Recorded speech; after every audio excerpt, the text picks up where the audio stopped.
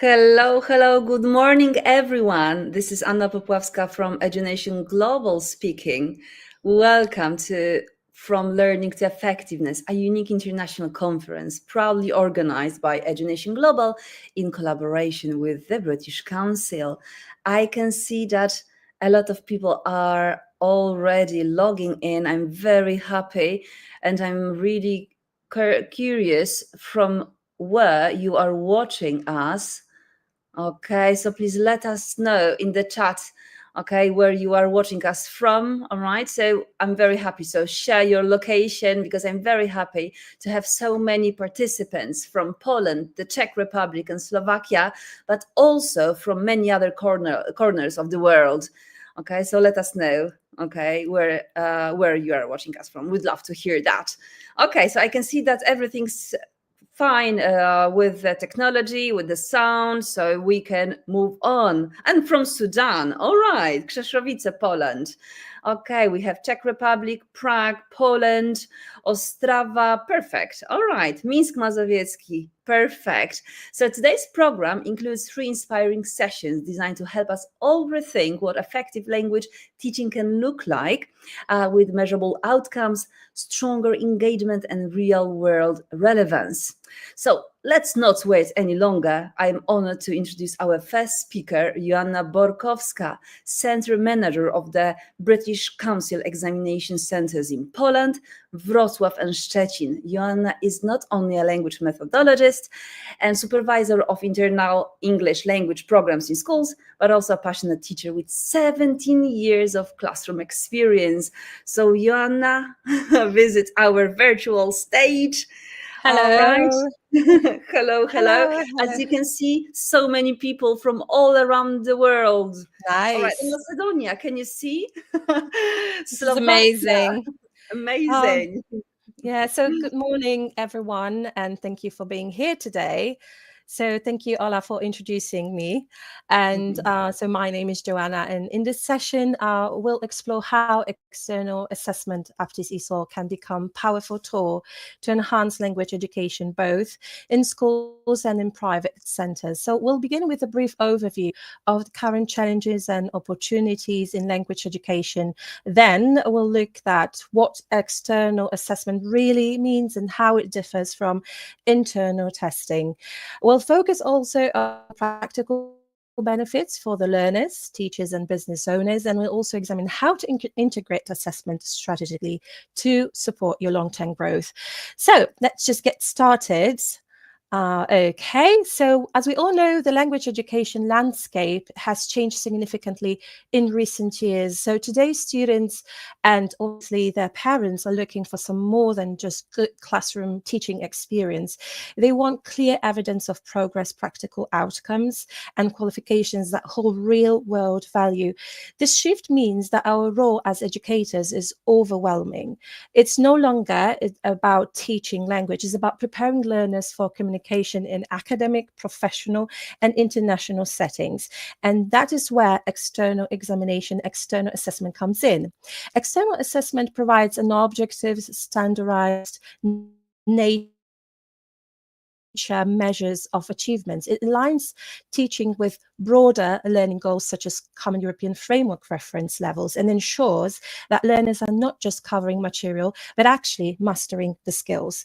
Importantly, it brings transparency and credibility, whether it's for schools, records, university admission, and career development results from recognized exams such as Aptis ESOL carry weight, and it's trusted by employees and institutions. External assessment in that way can also motivate students when learners know what they are preparing for, sometimes something that it's real, something that is tangible with measurable outcomes, and their engagement increases, and so does their confidence. For schools and language centers, this is a strategic advantage. By offering external assessment, you differentiate your brand and add value to your courses and create clear learning pathways that attract and retain clients.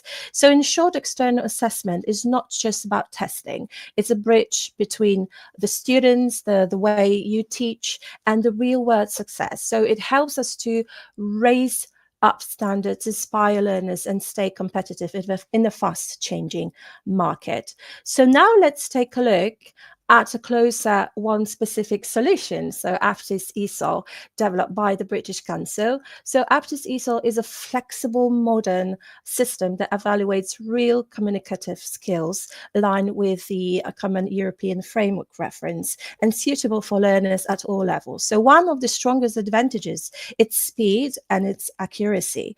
Unlike many traditional exams, Aptis ESOL delivers results within 48 hours, which is a major benefit for both learners and institution. And these results aren't generated by the machine.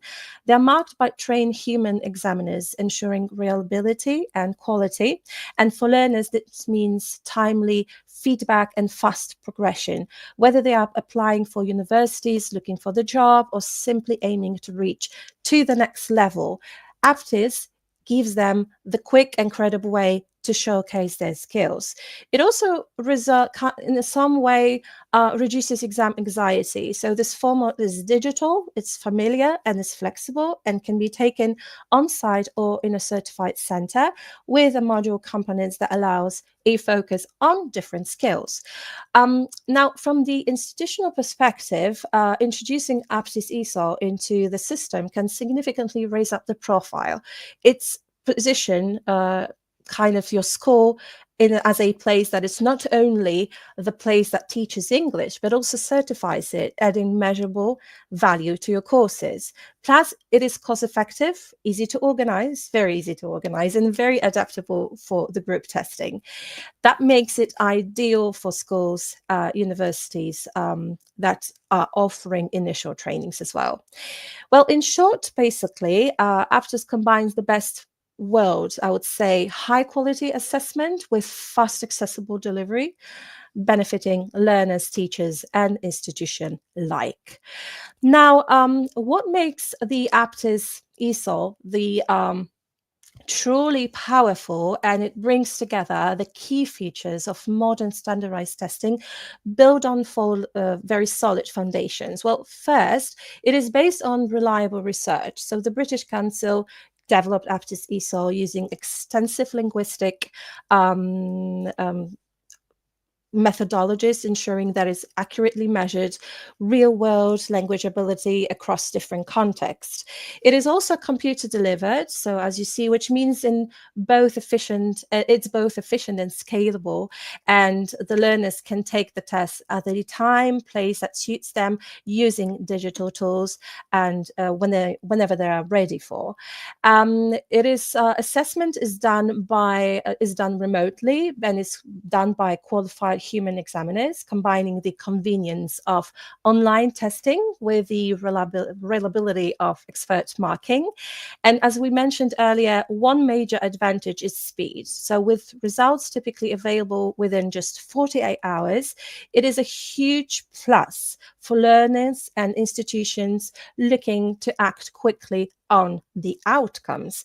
Well, most importantly, Aptis ESOL aligns with the Common European Framework reference scale. So it offers a clear and intentionally recognized and internationally recognized reference for language proficiency. So whether your learners are aiming for B1, C1, or C2, Aptis ESOL gives them practice results that map directly to their goals and ensure the quality and the trust. So Aptis ESOL is regulated by Ofqual. So this is the United Kingdom government body responsible for monitoring qualifications and assessment. So this guarantees that the exam meets high standards and fairness, reliability, and transparency. So when you are offering Aptis ESOL, you're offering more than just a test. You're offering a trusted, modern, and meaningful assessment experience that benefits everyone involved. Now, one key that I would say is the strengths, or I would describe as the strengths of the Aptis ESOL, is how easily it can be integrated into your existing language courses without basically needing to redesign your curriculum from the scratch. So the exam structure reflects real life communication skills. Well, grammar and vocabulary, speaking, listening, reading, and writing, which already aligns with what most teachers are covering in the class. This makes it simple to connect assessment tasks with everyday teaching.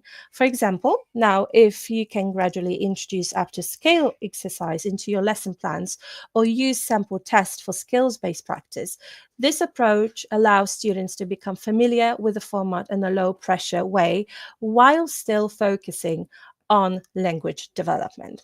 Well, another benefit is that Aptis is modular. You can choose which components your students take depending on their goals, whether they need to prove full common European framework reference level ability or only specific skills like speaking or writing and writing. It allows for personalized learning paths and supports differentiated institutions. So you can use Aptis ESOL as not only placement test, but also like a diagnostic tool at the start of the midpoint of the course or at the end of the course to identify the areas for improvement and help to set realistic learning goals. At the end, it becomes a very formative and summative assessment, showing measurable progress and giving your learners a sense of achievement. Now, for institution integrating Aptis ESOL, this means that they are adding value to the course offer. You're not only just providing lessons, you're providing and offering internationally recognized certification that kind of fits naturally within the learning journey, and it supports teaching, motivates students, helps you deliver the quality education with visible outcomes. Now, let us take a closer look at the core components of the Aptis ESOL test.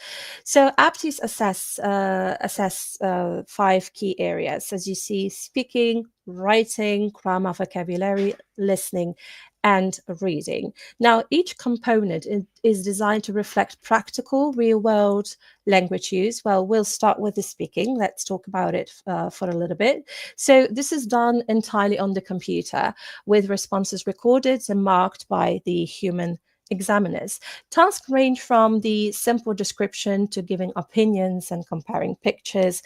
It's perfect. It's perfect for developing real-life communication skills in a digital context. When we talk about writing, we focus on the clarity, on the tone and coherence in different formats, such as emails, informal messages, and short notes. It is practical and highly relevant, especially for learners preparing to study or to work, for study and for work environment. Yeah, so it kind of gives them the opportunity to be involved in that world during this test, or immerse themselves in this test as in a work environment.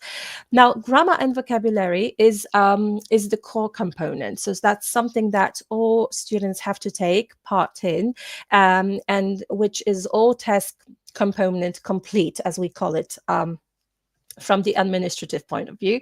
These questions are short and very objective, and they are helping to assess language range and accuracy very quickly. It is also a good diagnostic tool that helps teachers to track the students' progress over time. I know that sometimes grammar and vocabulary tests might be sometimes gloomy for the students, but these, let's say, Aptis ranged grammar and vocabulary test components are really helpful in terms of their diagnostic point of view. Now, moving to the listening, this is part of understanding of everyday situation, announcements, monologues, often with regional accents or natural pace. It is ideal for training real-world comprehension skills. And as we think about the reading, we have to think about reading including tasks like matching headings, identifying key information, and completing gaps. So these texts are authentic and reflect variety of registers and topic, which helps to develop critical reading skills. Now, each component is called individually, and it is mapped to common European framework reference levels, and it's combined into an overall result. And because Aptis is modular, So you can take five skills, or sometimes you can take one to meet the learner's goal. But it's flexibility and clarity that what makes Aptis not just the exam. It's just like a powerful learning tool in the process of preparing students for their needs. Now, traditionally, tests are seen as something separate from learning, sometimes something that happens at the end of the course to measure results. Now, with Aptis is a little bit different, because Aptis is a testing. Aptis testing becomes part of the learning process itself. First of all, because it mirrors real world communication. So every task reinforces the skills learners actually need. This means that preparing for the test support learning not only distracts from. Second, the module design allows teachers to use different components and as the teaching tool. For example, you can use Aptis speaking task for fluency practice, or writing task for structure peer review. In this way, learners can improve language skills while gaining familiarity with the assessment style as well. Thirdly, Aptis results offer detailed certified Cambridge Common European Framework Reference aligned feedback, which helps students and the teachers to identify the strengths and the areas for improvement. This creates opportunities also for target support and goal settings. You can use Aptis ESOL as different points at different points during the course. So at the beginning as a diagnostic test, in the middle to measure the progress of the students and track their needs, and at the end for certification. So this turns assessment into a circle of growth rather than a final judgment. But also it's worth mentioning that Aptis ESOL is very fast, flexible, and low pressure. It reduces exam anxiety and builds learners' confidence, especially for those who may feel intimidated by some traditional exams. So by using Aptis ESOL, it's not only they are assessing, they are here to assess, but also to inform and to guide the learning process. And we in turn testing into a valuable educational experience. Now, one of the most powerful aspects of Aptis ESOL is how it ranges and supports learners from the placement to the progress, so across the entire learning journey. So thanks to its flexibility, the Common European Framework reference alignment, Aptis can be used at the multiple stages. As I said at the beginning, as the placement test to identify the learning needs, during the course as a formative tool to make sure that we are on the right path, that we are tracking the progress, the students' progress, and we focus on the individual needs. And at the end, as a summative assessment, like providing very official, intentionally recognized certification.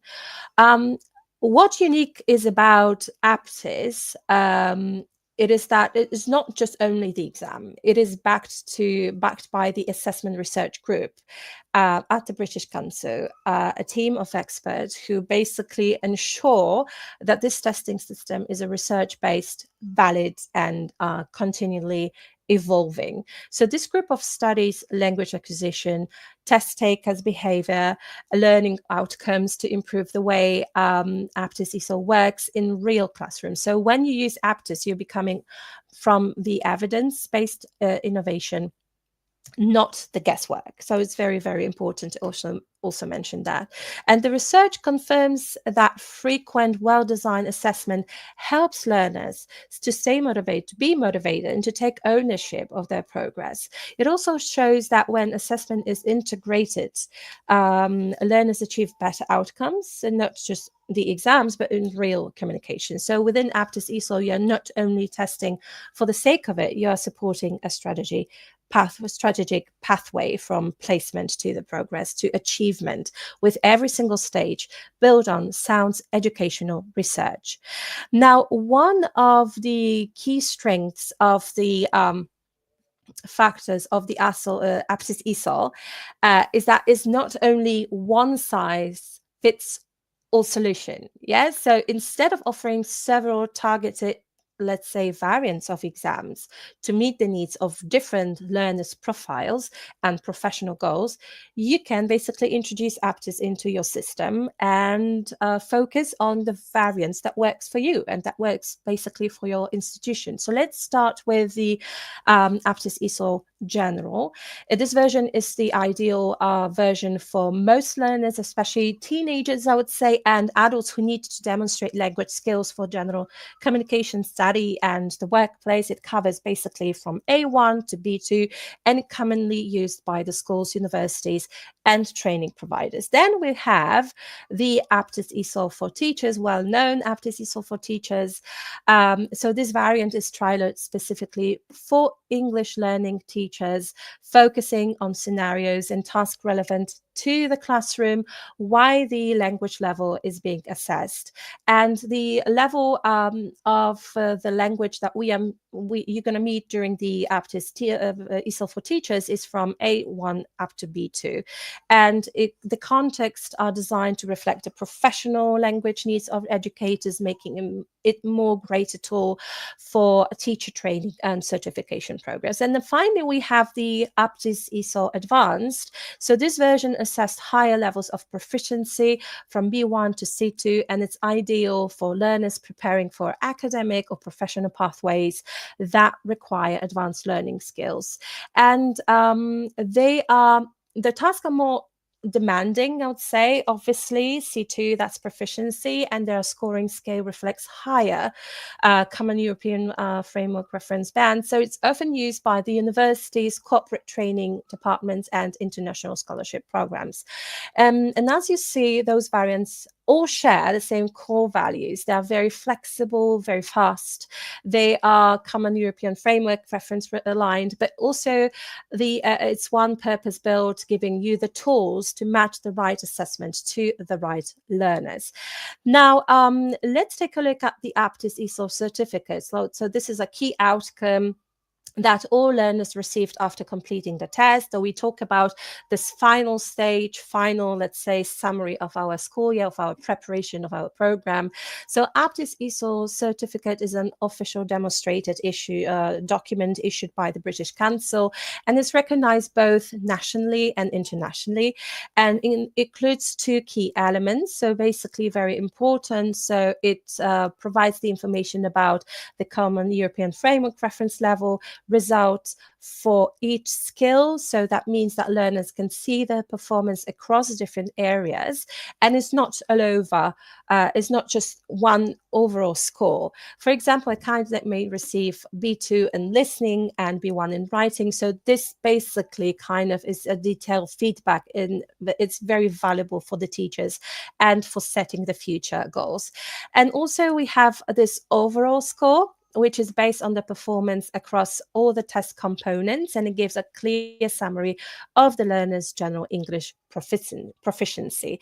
The certificate also includes a numerical score for each test skills based on the Aptis scale, which allows learners to understand their progress more precisely and track improvement over time. And the transparency and motivation that it basically gives, it helps the learners to reflect on their strengths and gives the teachers and institution reliable data for planning for future steps. So it's very trusted credential that learners can use for job application, academic purposes, or personal development.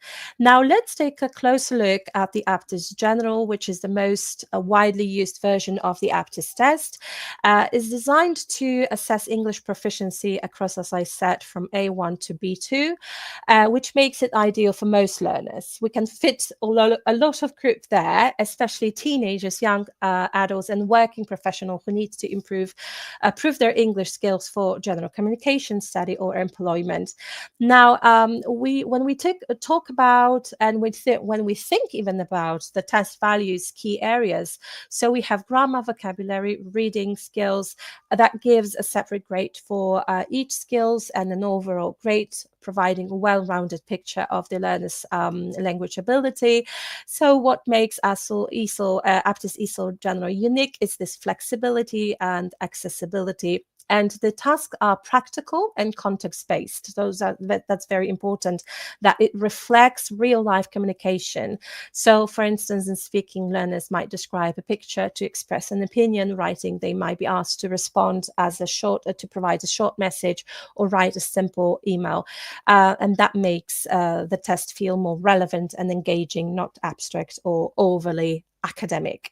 What is also very important to mention is that Aptis ESOL General is used by language schools, universities, and companies and government institutions, because it provides a very reliable ground for the students to prepare, and it's very easy to kind of fix and introduce the real, let's say, general English program preparation to this particular, let's say, type of the test.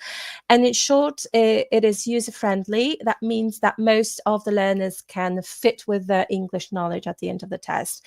And I think it's a very good go-to option in terms of a very open and general standardized preparation courses. Now, when we think about the Aptis ESOL Advanced, we think about something higher. So this version is designed for the students aiming to demonstrate higher level English proficiency. Specifically, we think about from B1 up to C2, and with a very, very strong focus on distinguishing between C1 and C2. So this variant is particularly suitable for university students, academic professionals that go over, that need a higher, let's say, information about their level of precision and fluency in English. And as you see, as with the Aptis ESOL General, Aptis ESOL Advanced is pretty much the same in terms of the format. So we have this basically continuation. However, the task and the type of the learning language that demonstrates are carefully designed to assess the depths of accuracy and let's say, the sophistication of the candidate's language use. This makes it more effective at differentiating between the strong upper intermediate users and truly proficient speakers. Yes, so that's very, very important. Now, when we think about the Aptis ESOL for teachers, we have to think about it as the variant specifically designed for language proficiency of the English language teachers. So this is the layout is pretty much the same as the general English and the advanced version of the Aptis ESOL. However, the contexts are very relevant to, let's say, in the classroom work, in the classroom environment. And it includes tasks related to classroom communication, lesson planning, interaction with students, and it allows you to benchmark the language level of your teaching staff. It's like an objective, as an objective. And this is particularly useful for quality assurance, professional development, I would say, planning, measuring, meeting in the national or international standards. And it also kind of provides a very clear feedback results within 45 hours. So it helps kind of institution to make it more make the decision about the particular, let's say, employee or future employee quickly, whether for hiring, promotion, or for training purposes. Yeah, so it supports a culture of continuous improvement, because as teachers, we can use the results to affect our strengths and identify the areas for growth. Yes, while schools can design targeted workshops and language support program using the Aptis ESOL for teachers as a strong message to stakeholders, students, parents, and regulators, I would say, that your institution is committed to maintaining high standards of teaching quality. Yeah, so I think it's a very, very important tool to think about. But also, if we are looking to expand our schools offering and raise your professional profiles, becoming an Aptis ESOL Registration Center is a very smart and strategic move. As a registration center, you're not only here to prepare the students for the exam, which is also, I would say, a priority for our schools, but also we have to push our schools for something bigger. So you're also authorized when you are becoming the registration center, you are also authorized to organize and to administer Aptis ESOL tests on site or remotely. So this brings us here to several benefits, I would say. So first of all, you can, if you are becoming the registration, official registration, Aptis Registration Center, you can offer added value for your learners instead of sending them somewhere else to take the language test. So you can take it directly at your school, which is very familiar environment, familiar people, less stress for the students. Second is a new revenue stream. By offering the Aptis testing services, your students can do some your students, and it can be mixed to, they don't have to be mixed with the external candidates, so it kind of gives them the support and safe examination ground. But also, like, by offering Aptis testing services to the external candidates, which is like introducing a totally new group to your school, to your business, you generate additional income with minimal investment, I would say. And it strengthens your brand. It strengthens your brand. Being an official registration center with the British Council shows your commitment to quality and innovation in your school education. And basically, it helps schools stand out in a more competitive market. So what is more, British Council provides full support. I can reassure you, we started this way. We are also running the examination centre aligned with the British Council policy. So I can assure you that the British Council provides you with the full support, from technical setup to the staff training and exam materials. So you don't have to worry about that you have to introduce it by yourself. Now you're backed up by the very big institution, that the process is very straightforward, and the testing system is digital and scalable, which is also very quick in terms of providing the flow of the market. And the fact that the Aptis is regulated by the Ofcom, it also kind of the services are backed up by the global trusted standards.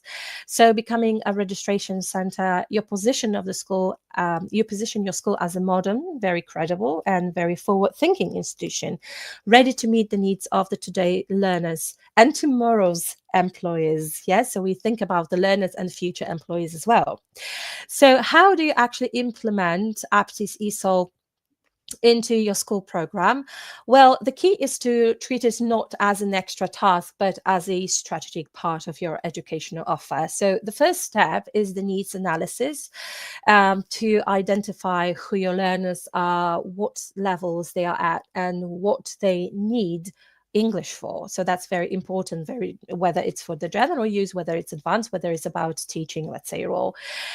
This helps you to choose the most suitable Aptis variant and testing models. And next, think about integration. Yes, so Aptis ESOL works best when it's built into the learning process. You can align course objectives with the common European framework reference levels, and provide students with the Aptis style-like exercise through the exam. So by the time they take the test, they are ready and confident. And you should also kind of create testing calendar, decide how often do you want to offer Aptis, perhaps at the end of each term or after a specific course. Like, keep in mind the fact that there is this fast 48 hours result process, which allowed you for the flexible scheduling.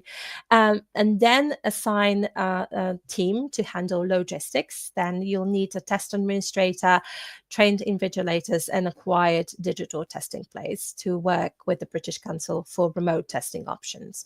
Now, communication is also the key. So make sure that the teachers, students, parents understand what Aptis is and how it works and how it benefits them. So this builds trusted engagement through the process, and that's very, very important, to share individual reports with the learners, track school-wide progress and future plan future courses based on the real data. Yeah, so when you are planning to introduce Aptis ESOL, and and I hope that you are also kind of keep in mind to become the Aptis ESOL registration center, you become more than just a place. It isn't, because it's more than just a test. It becomes a valuable tool, support process to for the teaching program. You measure the progress and you add real value to your school's language education offer. Now, to help the learners prepare for the students effectively and confidently with the British Council, you provide a wide range of the official resources. You're provided with a wide range of the official resources for Aptis ESOL. And those tools are designed to make preparation accessible, clear, and very engaging. And whether the learners are studying in the classroom or on their own, because you can also kind of treat them as a self-assessment way or self-study program. One of the most important tool about the Aptis ESOL is I recommend the candidate guide. So Aptis ESOL candidate guide. This is like a free guide that explains the test format, listening, timing, question type, and scoring system to the user. It also gives useful tips for each skills like reading, listening, and it's perfect for setting expectations and reducing the stress, anxiety. There are also like a set of the sample tests available online for each Aptis ESOL variant. So these mirror the actual exams experience and give learners the chance to practice in real conditions using the same digital interface and task types. Now, for the schools and the teachers, the British Council provides lesson plans, also practical activities and preparation strategies, which can be incorporated into the classroom. And these help to build up the test skills while continuing to teach communicatively. So in addition, there are a lot of videos and webinars and short practice presentation. That's something ideal for independent study or homework tasks. Now, so my slide is already there. So the last slide. So if by making remember that by making these tools part of your program, you help your students to approach the Aptis ESOL exam with confidence, clarity, and real sense of the purpose. And if you want to learn more, just write an email to our team, and I hope that you are interested in taking your school to the next level and becoming an official Aptis ESOL registration center. And I encourage you to reach out directly to the British Council team. You can email them at the Aptis ESOL pl@britishcouncil.pl. And remember that they will guide you through the process. They are very supportive. They have very solid foundations, and they answer your question very in a detailed way and provide all the necessary support from the technical setup and training to promotional material and ongoing partnership. So remember that becoming a center gives your school or organization a very strategic edge. So you'll become one of the institution that run officially testing on site, offer certification to your learners and local communities, and align your teaching program with the international standards. Yes, because there is no differentiation in terms of the preparation. And before we go, there are a few tips, final tips that I would like you to keep in mind. So remember to review your learners' needs to select the right Aptis variants. Use the free preparation material to build up this familiarity. Most importantly, treat assessment as a tool for growth, not just the management. And thank you so much for your time and attention. Don't hesitate to get in touch with the Aptis team, and let's work together to make language more measurable, motivating, and meaningful. Thank you so much. Thank you very much, Joanna, for your wonderful presentation. We have two questions. There are two questions from our audience. All right. So the first one is there a possibility to do an examiner's course for Aptis ESOL? Examiner's course for the Aptis ESOL. Well, that's the question for the examining board at the British Council. So please write this question to the Aptis ESOL pl@britishcouncil.pl, because the examiner's courses are not available here on site, but they might give you some opportunities elsewhere. So it's worth, I would say, to contact them directly. Yes, Okay, yes, that's Aptis ESOL. Yes, that's this one. Yes. yes. And there is also a second question. You also said that the certificate is recognized internationally, Europe, Australia, or the USA. So what about out of Europe? Out of Europe. So basically, the team is working to make it more trustworthy across those countries. So right now, I know that Aptis ESOL is the priority in terms of the Europe, and it's used by the governmental institutions as well. When it comes to the Australia and USA, as I recommend, is also worth to check the type of the examination that is very important to use in your, let's say, work process, or if you are introducing yourself to the corporate world, is very important to ask the institution. But Europe for sure. All right, great. So I don't see any other questions. So Joanna, thank you very Thank much. you. I squeezed within the time. Thank you so much. Have a Yes. wonderful time. And I pass it on to Anya. Yeah, thank you. Thank you very much. So, in a second, we are going to meet our second guest, our second speaker, Piotr Pluskota, who is a graduate of the University of Warsaw and an English teacher with 15 years of experience in teaching various age groups, levels, and types of courses. Piotr cooperates with the British Council, where he acts as a supervisor specializing in written exams, and he works as a trainer for the British Council. So, I had to write it down because there are so many things about you, Piotr, not to forget. I'm very happy to meet you today. I'm very happy that you accepted the invitation to take part in our event today. I'm very happy to be here. Welcome. I'm ready, in position to begin my part of the meetings.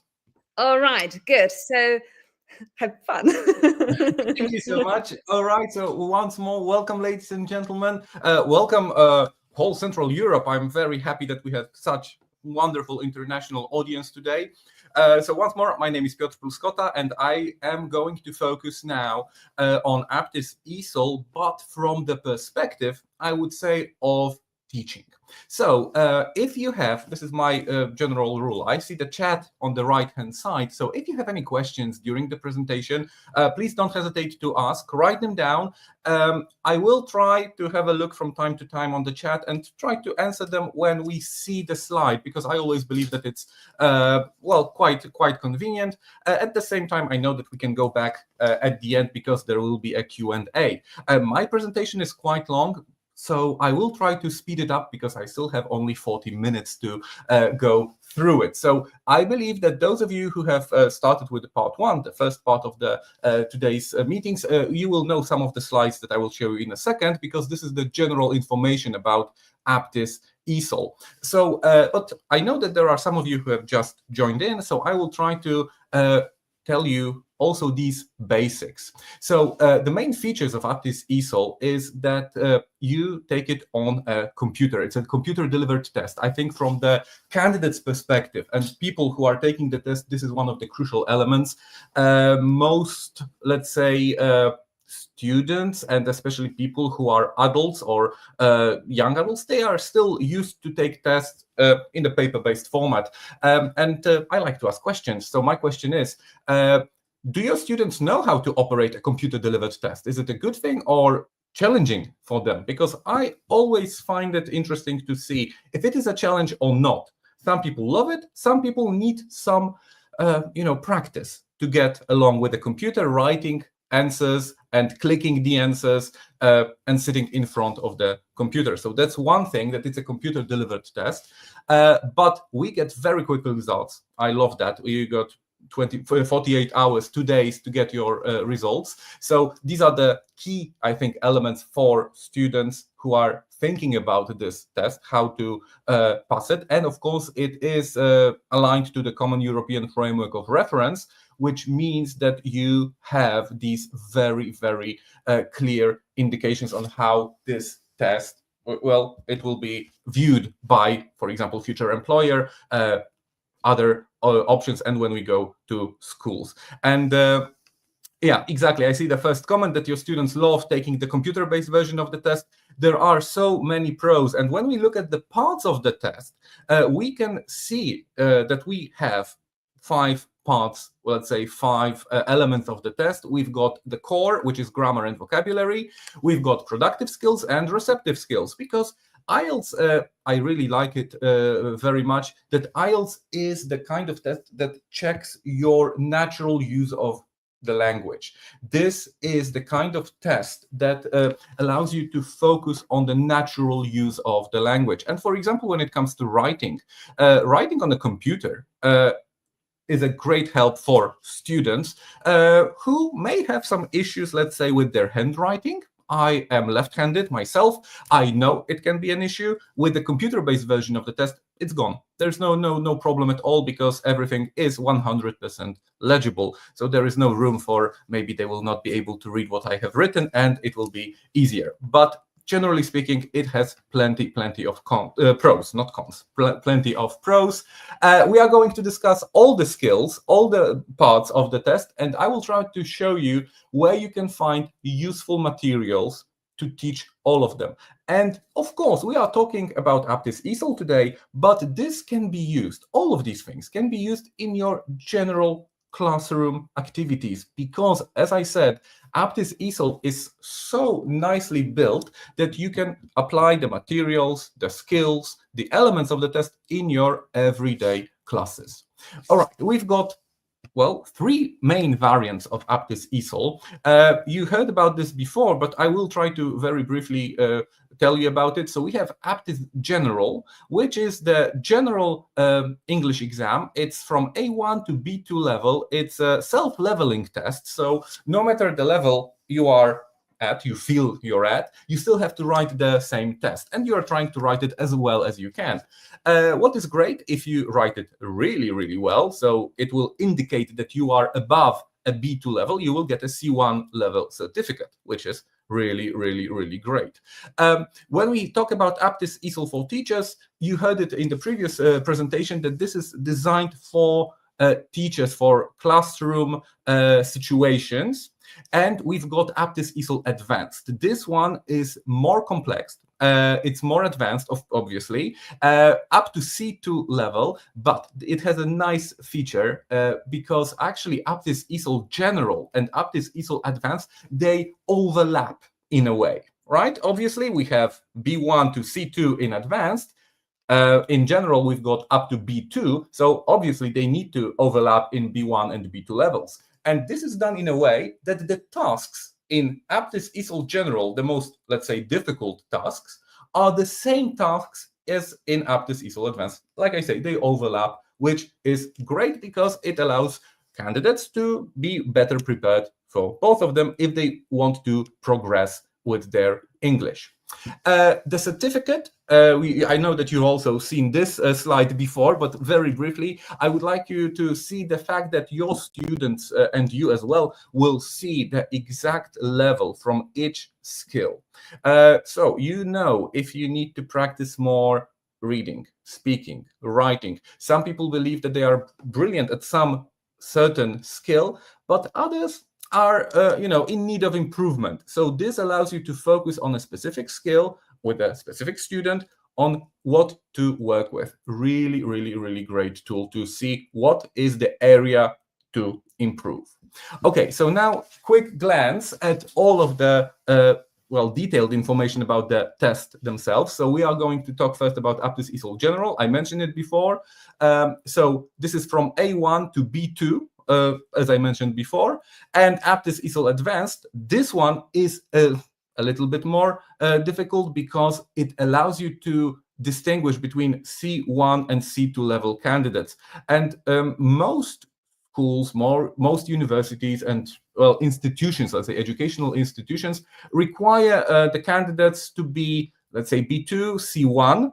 but there may be situations, especially in work-related areas, that the level of English required may be higher. So we must remember that there is Aptis ESOL Advanced that can be chosen to take and see how it looks and how it works. All right, so in Aptis ESOL Advanced, as I mentioned, you've got the same skills. You have productive skills, receptive skills, and core with grammar, and they are very similar to the ones that we have in general. So your candidates who are progressing will know how to take the test. It will not be a complete surprise that it's completely different and they will be confused. Not a chance. They will know exactly how it works. And now the main feature of today's meeting, we are going to talk about the preparation for individual parts. I will try to discuss in detail how it looks. We are going to focus mainly on Aptis ESOL General because, as I said, they are still similar, and I would like to show you these different tasks and what useful materials you can find on various websites and other resources. So, resources for learners, we have a whole bunch of them, really good materials you can find. Candidate guides, you heard about them before, with all the information about the test. We have the website of British Council. We've got British Council Learn English, and this is my question. Please write in the chat, have you ever used British Council Learn English websites? Learn English or teaching English, even Learn English Teens, maybe with some younger students, but British Council Learn English websites. Do you know them well? Do you know how to navigate them? Because I am going to talk plenty about them today. And if you know them, it's fantastic. If you don't know too much about it, I will give you more details. Or maybe if you use them, you have your own favorites because the websites are gigantic. So please, if you know them, write I know them or I don't know them, and we will know more which areas to focus on.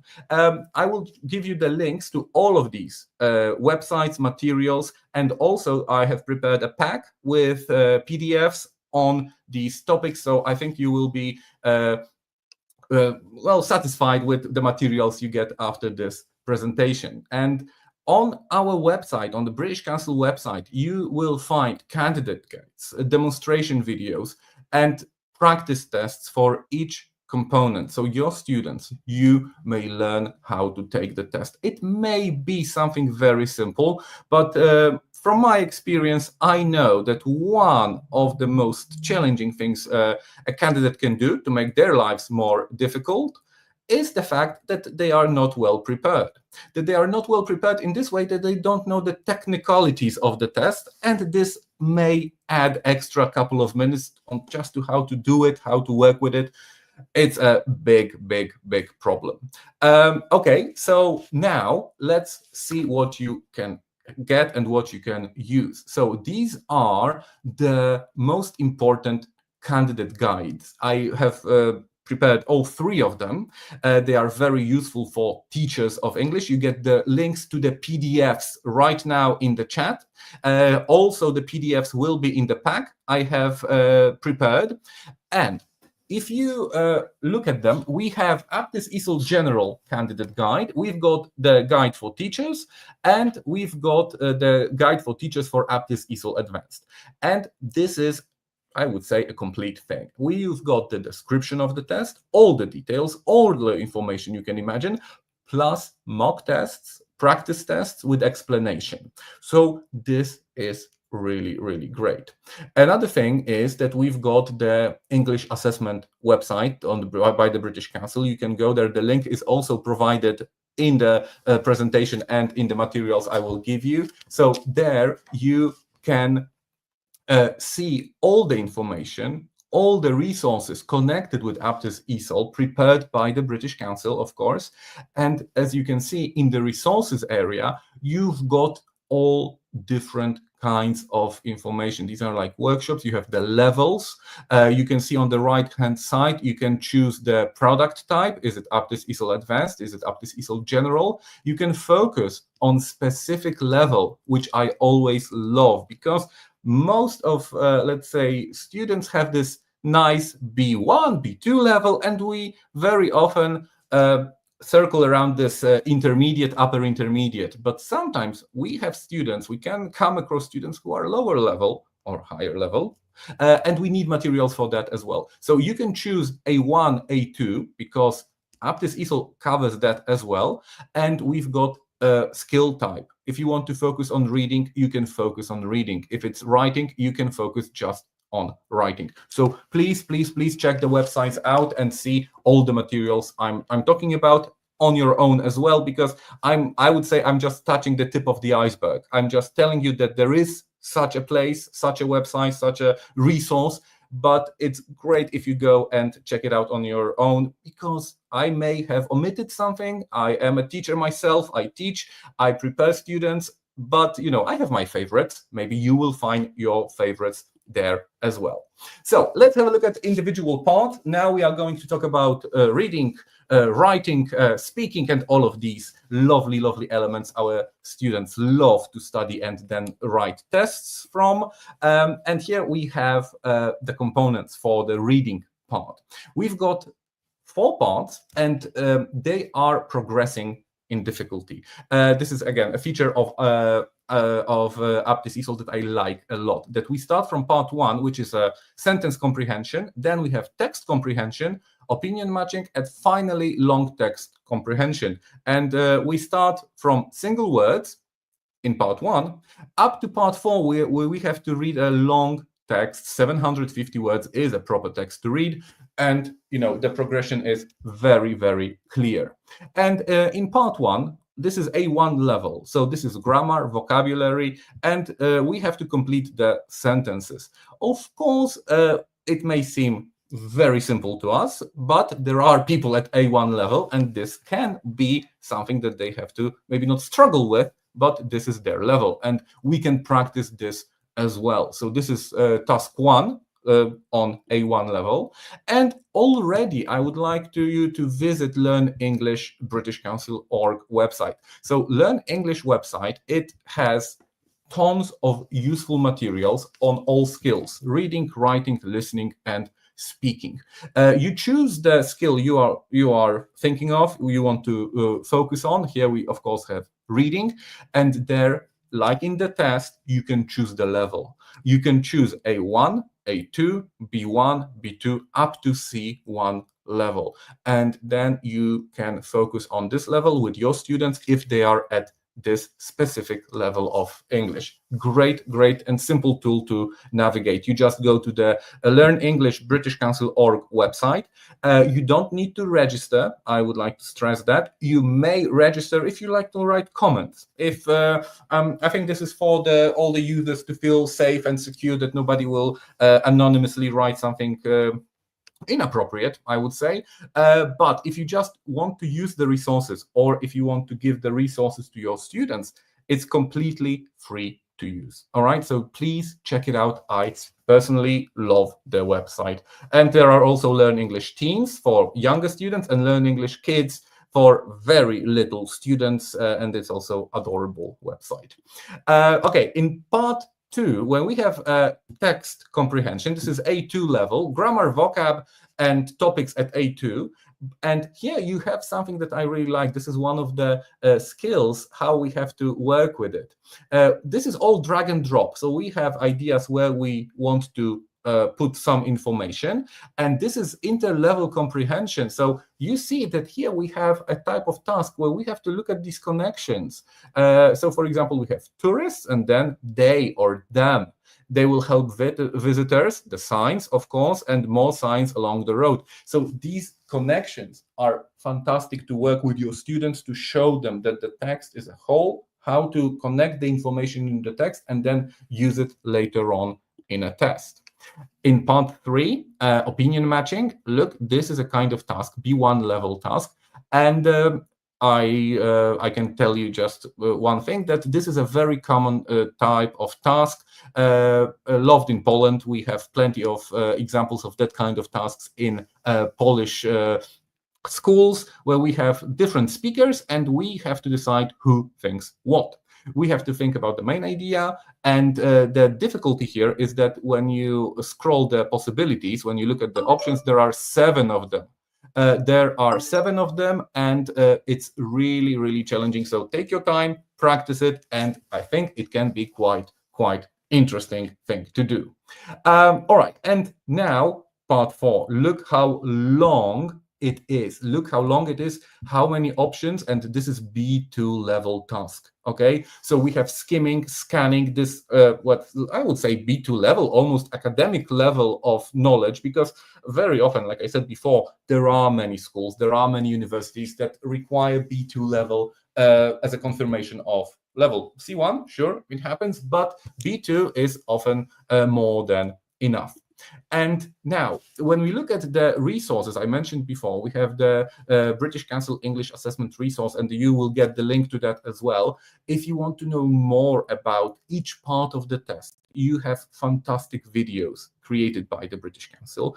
You've got the information on each single part of the test. You've got links on how to do it, like with different materials on each level. And you can see the blue arrow here. So reading activities for your lessons, you can just click and download the resources for it. So, it's just to pick what you like and use it later on in your class. This way, first of all, you make your lessons interesting. They can be a little bit different from what you usually do. You can make preparation for a test or for a specific level at the same time when you have just interesting activities in your classroom. This is just great in my opinion. Okay, and now we have inspiration for your lessons. So this is reading from the Aptis ESOL General, the lesson plans, the materials. You just, like I say, go and you can download them, complete lesson plans on a specific level for your students. Writing, one of my favorite parts in general on all different types of, activities with English. I like writing, I like reading my students' writing, even though it can be sometimes challenging to read it, but it's still interesting to see how people think, what their opinions are, and of course, Aptis is checking their writing skills as well. And again, the progression. We have word-level writing in part 1, when we have to just write 1 to 5 words in relation to a message. Then we've got longer, and the longest, let's say, forms, up to a formal letter to a now unknown person. Have a look at part 4, when we have formal and informal, that we both have to write an informal email to a friend, a shorter message, and a second more formal to someone we don't know. So the skills checked are there, like all the practical skills in writing are there. And another lovely feature is that the topic of all parts in writing is connected. So we have part 1 here, A1 level, and we've got, you want to join a travel club. You have 5 messages from a member of the club, and we have to write answers. Look, very simple question, A1 level. So what do you usually do in the morning? What is your favorite place? What is your favorite animal? And what is the weather like today? And one thing that also makes me very happy when I get to see these kind of questions, what is your favorite animal? There is no correct answer to this question.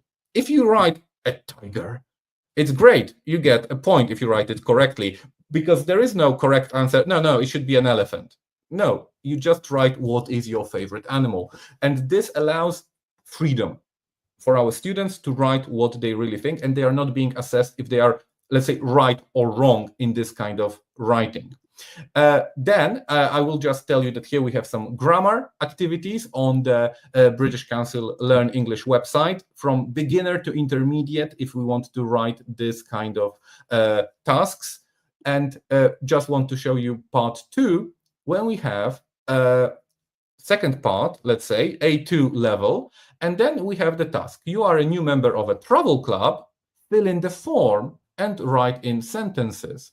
So we have to write, connected with the traveling club, a form. Okay, so please tell us why you are interested in travel.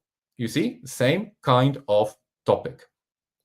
And we have, how can we practice? Again, on Learn English, we just go to the higher level, A2 writing, and here we have accommodation form. if we would like to fill in a form, if we would like to work on these kind of topics, common scenarios, everyday life scenarios, they are on Learn English website.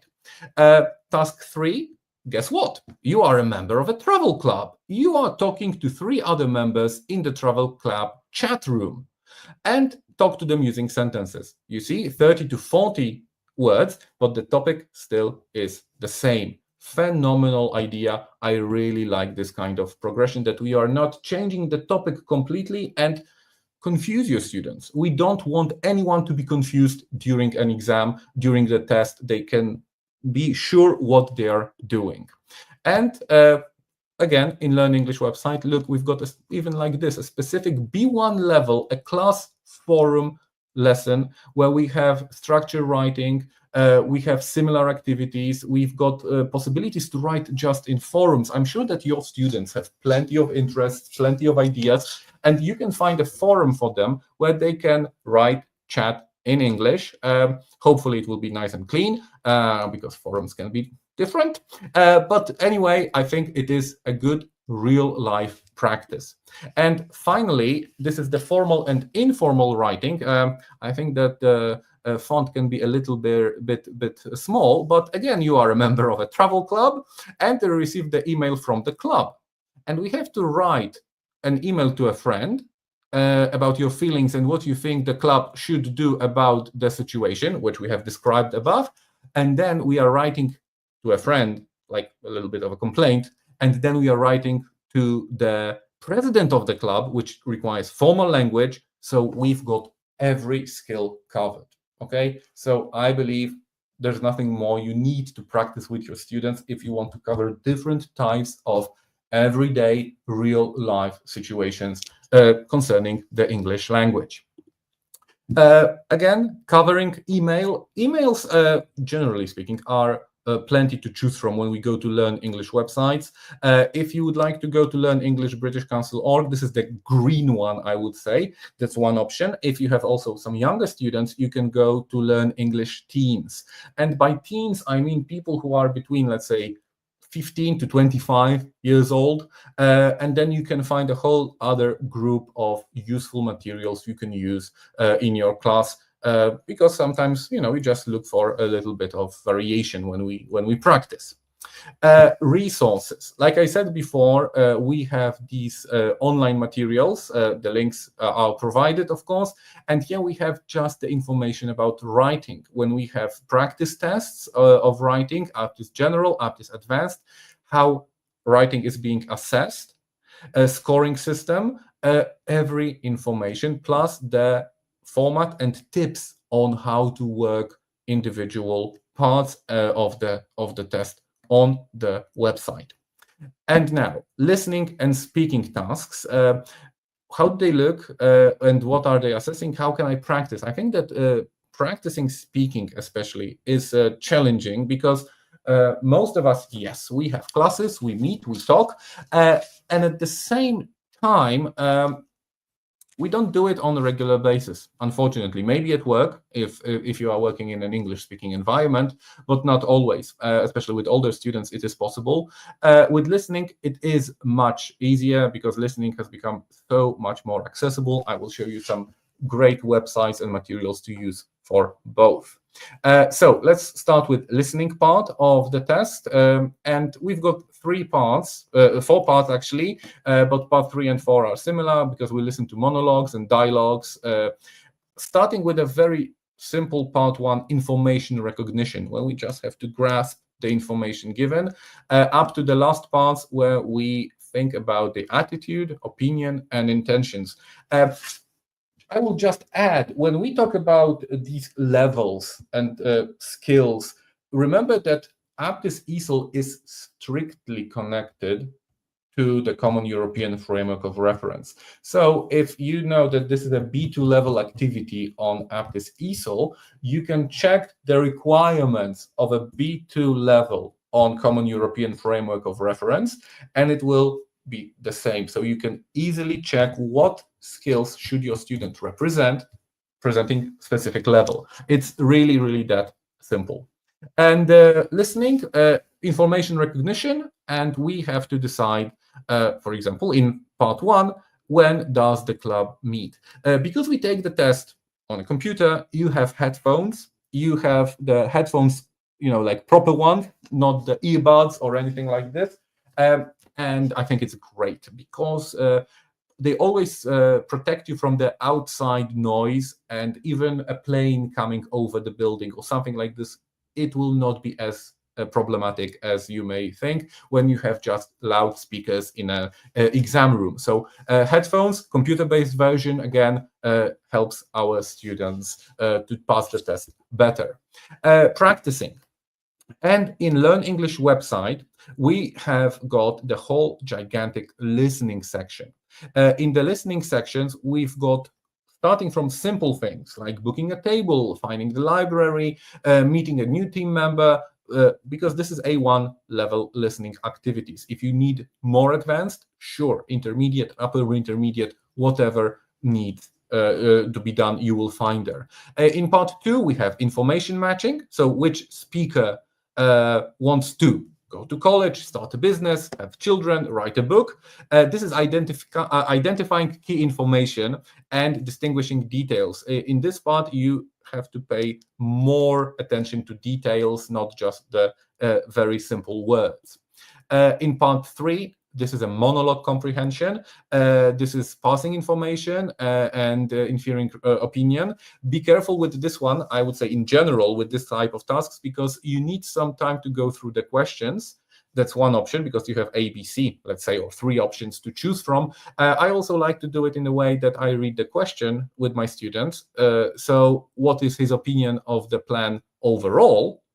And your students, in practice, when we are not taking the test yet, but we are practicing, you don't have to give them the answers. They have to come up with their answers on their own. It's a very nice practical exercise because you don't have the distractors. They are just focusing on the question and finding the answers on their own while they are listening. In part 4, we have opinion matching, and this is a man and a woman talking, and sometimes you must mark that this is he, this is she speaking, or having this opinion, or both. Always there's a twist with this both. We must be very careful what their meaning is and what is their attitude towards a given situation. And now practicing. And one of my favorites is podcasts. I love podcasts of all shapes and sizes. One of them is our podcast by the British Council. It's called here we have the British Learn English podcast. The links you are getting right now are the links to the websites, to Google Play and App Store, so you can download this to your phones, tablets, or any other devices. I will also add, guys, that if you just type British Council in App Store or Google Store, you will find all the materials provided by the British Council, created by the British Council. Podcasts are just an example. And why do I like it so much? Because you get the whole thing for listening in one place. We've got different podcasts, different series, different topics. You can go to the website, go to the app actually, and then you can listen in the app. You can download the file, which is 3, 4, 5 megs, not very big. And while you are listening, you can still see the text, which helps you with vocabulary if you're not sure of a certain word. And even in the app, you have follow-up activities. You can do activities connected with the specific reading. And the little thing that I tell this to my students, look, if you are on a bus, on a plane, and there is nothing else to do, you can always study English because it's offline. You can download it beforehand, before the journey, and sooner or later they may resolve to studying on a long trip. So I think this can be quite fun and useful at the same time. And now we've got Aptis general speaking part. Here we have 4 parts again. It's not very long, it's 12 minutes in total. And we start with personal information, a kind of a warm-up as usual. Then describing and expressing opinions. In part 3, we have to describe 2 contrasting pictures. And finally, abstract topic on the highest level. Always B2 level is the beginning of the abstract ideas on the common European framework of reference. And one thing that we have here is the fact that the answers are being recorded. You don't have face-to-face contact with the examiner. And I've seen and heard many opinions about that. Is it good? Is it bad? Is it a positive thing or negative? And I got to tell you, it's hard to say because there are people who love this interaction and they feel great with it. At the same time, you can have a lot of people who are overwhelmed by the fact that they are facing an evil examiner who is examining them during an examination. You know, the whole idea is scary for them. And sitting in front of the computer, like we do, you know, very often, and I'm doing it right now. I'm speaking to a whole bunch of people, and I see only the slides, I see the chat, and I see myself. That's it. It's, I think, a little bit less stressful for some people. So pros and cons, practice is necessary, that you just are able to practice it on your own. But at the same time, you know, there is this level of stress that is out of it, that they don't see the eyes of the examiner on them or something like this. People are different. And I think that all in all, it is a positive experience when we have this kind of recorded option. And practicing, again, starting from the A1 levels, practicing everyday situations, role-playing, common scenarios. Again, you prepare for Aptis ESOL, for an exam. At the same time, you are preparing your students for everyday life situations. It's fantastic because if they go abroad, this is what they're going to do. They're going to go to a shop and buy groceries and so on and so forth, or ask for directions. A1 level, but still, this is one of the levels we need to work on. Part 2, describing, expressing opinions, reasoning, okay? And we have to describe a picture and tell me about the time when you visited a museum. And do you think people should pay to visit museums, or should there be free? I think it's a very interesting topic in general. Maybe people don't think about it on an everyday basis, but when you get that kind of discussion topic, I think most students will not have a problem to have their own opinion about it, discuss it, and you know, the examiners, the examiners later on, when they listen and they check and assess, they don't assess the fact whether they agree with you or not. They agree. They assess your English. That's very important, and I stress this to my students plenty of times, because you get the question: do you think people should pay to visit? Okay, what is the right answer? No, there is not no limitation of time. Sorry, because I'm reading the slide, the question. Yeah, so there is a limit of time, like you have seen in the previous slide. You see, you have this 10 seconds, and when the time's up, it stops recording. If you finish early, you can click the stop button when you have given your answer. And remember that when time is up, time is up. I think this is the same with listening. You know, when the listening recording stops playing, you can't go back to it. This is the idea. Practicing, again, learn English, British Council org, developing sub-skills. We have features of speaking. All of them are on the Learn English website, where we have this kind of speaking topics to discuss. And we've got describing, comparing, and you know, like I said, in part 3, we have these contrast topics. So tell me what you see in the 2 pictures. What kind of people play these 2 sports? Which of these 2 sports is more difficult to play, and why? Again, it's arbitrary. In my opinion, golf can be more difficult, or for someone it can be basketball. It's all up to you what you'd like to say in this given specific area. And finally, part 4, personal experience and the opinions about abstract topic. Like I said, B2, we are going into the abstract. Tell me about the time when you were on your own. How did you feel about it? What are some of the ways of passing time on your own? And you have this talk, and you have 1 minute to think about your answers. Love that. You have time for preparation. It's not that you get a text and you got a question, what are some ways of passing time on your own? And speak. No, you have time to prepare. You have the time to put your thoughts together, and then you can record your answer. It's really, really good, and I would say user or student friendly in this case. Practicing. So, of course, different forums, well-established sites, support from language learning communities, speaking with someone you know in classroom, having this possibility. I also would add here, if you are maybe not younger even, but if you like that kind of thing, playing computer games online with other people, like I know it may be silly, but even playing a game like Minecraft, which is now hugely popular due to the movie, you can communicate fantastically with people, and 99% of Minecraft interaction with other players is very clean. And I mean clean in the way that there are no cursing, no rude people. And it's very, let's say, goal oriented. When you want to achieve something, you build something, you have to communicate. Fantastic tool. Okay, resources. Once more, you've seen it before. Now it's all in one place again. So the candidate guides, you will get them in PDFs, and you got the links. Aptis, Cambridge, British Council Aptis website to visit, Learn English websites. If you want to go to BBC Learning, sure, please go, because this is another website with tons of materials, especially for listening.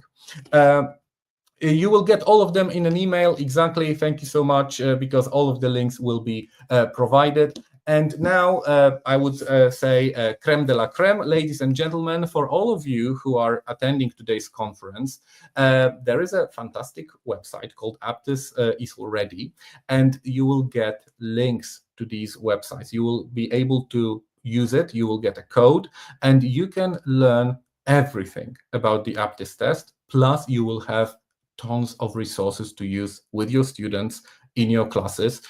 You will get the email with the link, with all the information, with the codes, how to access it. So I hope you will use it, because I navigated this website for a long time, trying to find all the little things, and I believe it's just great. I left it for the last for you to stay and use it later on. Please don't forget to check it out. Ladies and gentlemen, I have spoken for 1 minute too long, but if you have any questions, please ask them now. I see the chat. You can write your questions. If you'd like to know more, here is the website you can use, or email, not website, an email you can write to if you have any more questions, because you will get all the answers from there if something comes to your mind. So thank you so much. I hope you enjoyed the presentation. I hope it was interesting to you. Please go and check out the resources. Like I said, it's just the tip of the iceberg, and you can use all of them. All right. Thank you. Thank you so much, ladies and gentlemen. Thank you very much, Piotr. Thank you very much for the wonderful presentation. All of the links, all of the materials will be sent to the participants after the conference. And I know that there will be one separate email with the access to ESOL platform and the code, just to make sure that you notice the email and it won't be in a, let's say, mixture of different things. So once again, thank you very much. And we have now a short break. We have a short break now, and let's have a look at some ESOL advertisements. So we will be back in 8 minutes. All right, so ladies and gentlemen, let's have a little bit of tea time or a coffee time in Poland. All right. I'm Barry O'Sullivan. I'm the Head of Assessment Research and Development at the British Council. I head up a group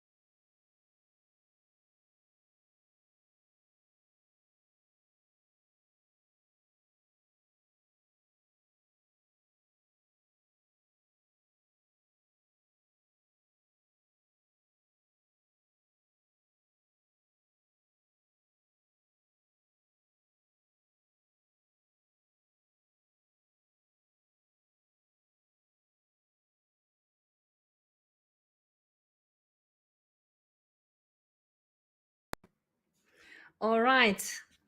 I will just make myself bigger. All right, ladies and gentlemen, thank you very much Let's start for off by talking still about being art. with us. Do I'm you- very happy to continue with our conference. In a second, I'm going to connect with another great speaker, Luisa Wójtowicz-Waga, who is a head teacher of Education Global. She's leading Polish methodologist. She's my favorite methodologist, to be honest, in Poland. And she inspires many teachers, head teachers in Poland to teach better. And I'm very happy that Luisa will appear on our virtual stage right now. So Luisa, you can switch on. Thank you, Anya, very much for a super nice introduction. My name is Luisa Wójtowicz-Waga. I am super happy to be here with you during this wonderful event. I have been an English teacher for over 25 years, which is very hard to believe. And right now focusing mainly on teaching older teenagers and adults. And for some years now, many years now, I have been a teacher trainer, absolutely obsessed with the word effectiveness, and hence my presence here in this shared conference of the British Council and EduNation. And by the way, I am one of the people responsible for the project called EduNation and EduNation Global. Today, we will spend together about 1 hour, more or less 60 minutes. We will see how it goes and how active you will stay in this session. We will be working on means and ways to measure your teaching effectiveness. And I said at the very beginning of my presentation and session today, I am absolutely obsessed with the word effectiveness. And in my teaching practice and in my life, I like to stay effective. And I like to know that I am effective. And knowing that you are effective is never or should never be based on your feeling. So it's not about, oh, I think that I am effective, or I feel that, or I have a suspicion, or probably I am. These words do not go hand in hand with effectiveness and with knowing that you are effective. In order to know that you are effective, you need to get proof. And this proof sometimes is the source of this proof. Sometimes with some teachers are tests and exams. And of course, it is one of the ways to measure your effectiveness.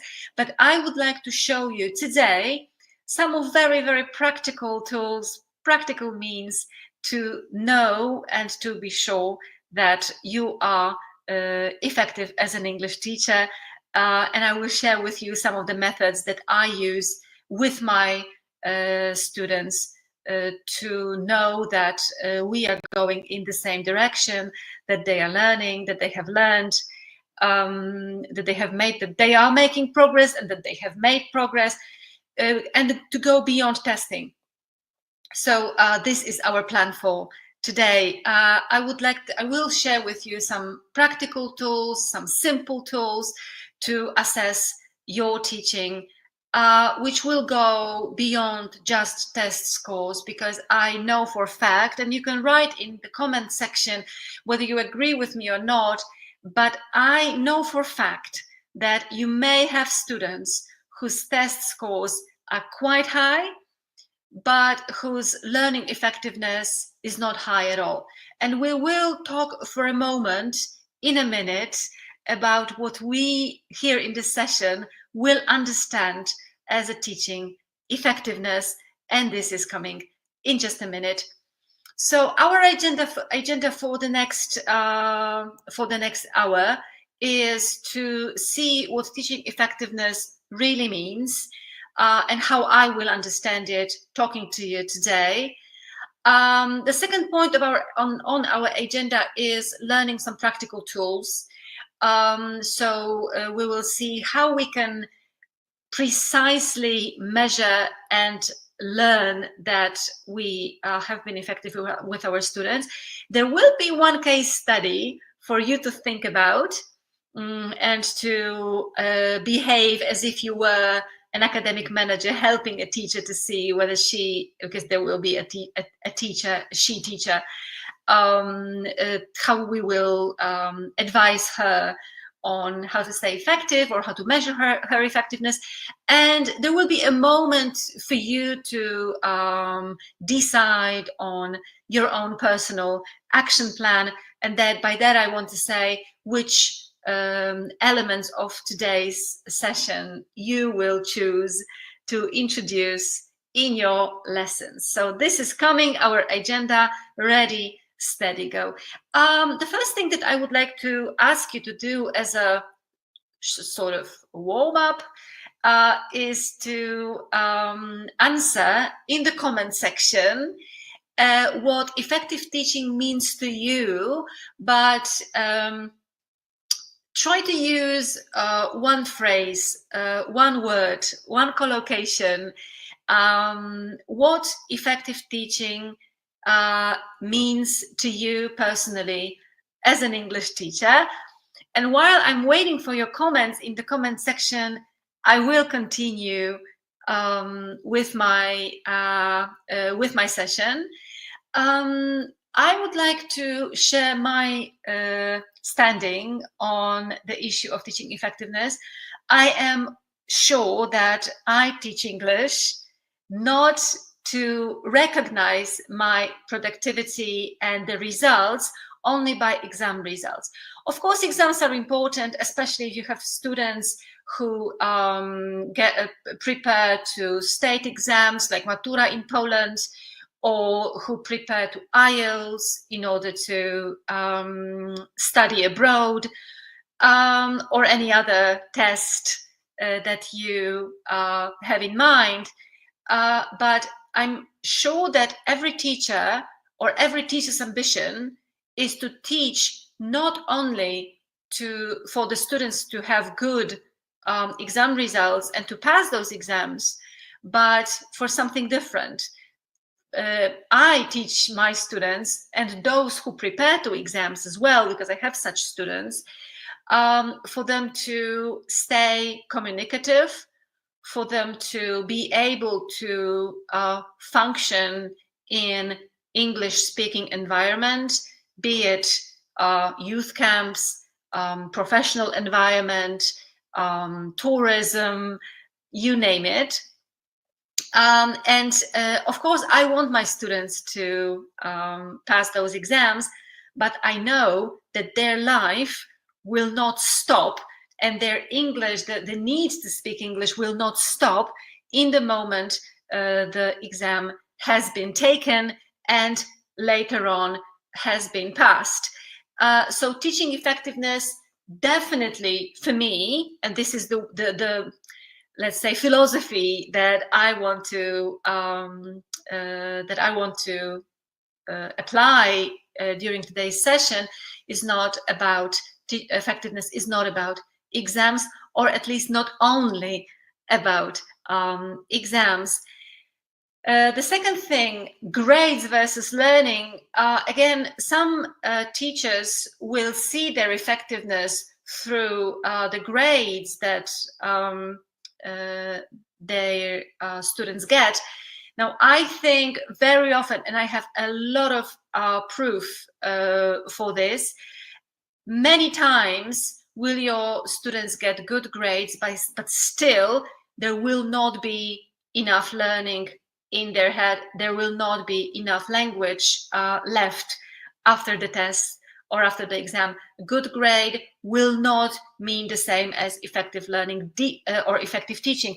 Deep learning, deep memorization, remembering in the long-term memory for a long time. This is what will, for me, mean that my teaching is effective. Deep learning, yes. Good grades, why not? We all like good grades, but I will definitely never say that I am an effective teacher because my students get in Polish system 5s or 6s, so the highest grades. I would never say that.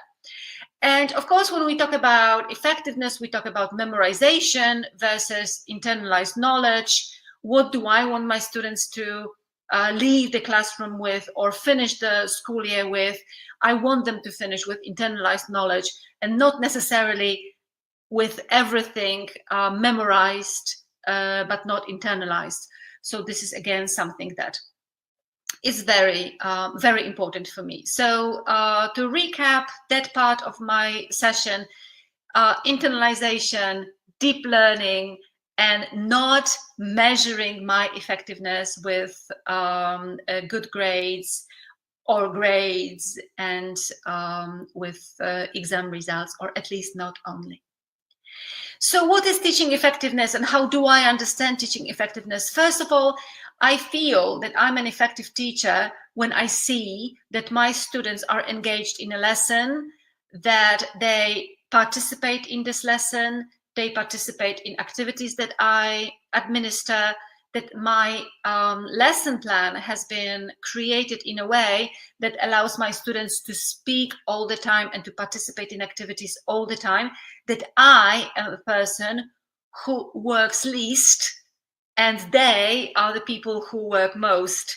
And by that I mean, by that I recognize this is one of my proofs that I am an effective teacher. I have created a lesson in a way that makes my students all the time engaged and involved in what's going on. I'm an effective teacher when I hear, when I see, or when they tell me, when my students tell me that they have used the language in real life ways. I have one student who constantly sends me information about expressions, some grammar points that she has used in her real life situations. And she, even recently, I think 2 or 3 days ago, I got information from her that in a business meeting that she participated in, she used past perfect and she thought about me when she was using it. And then I got this message and I thought, okay, I am an effective teacher. We have done together past tenses, and now she tells me how in real life she has applied that knowledge.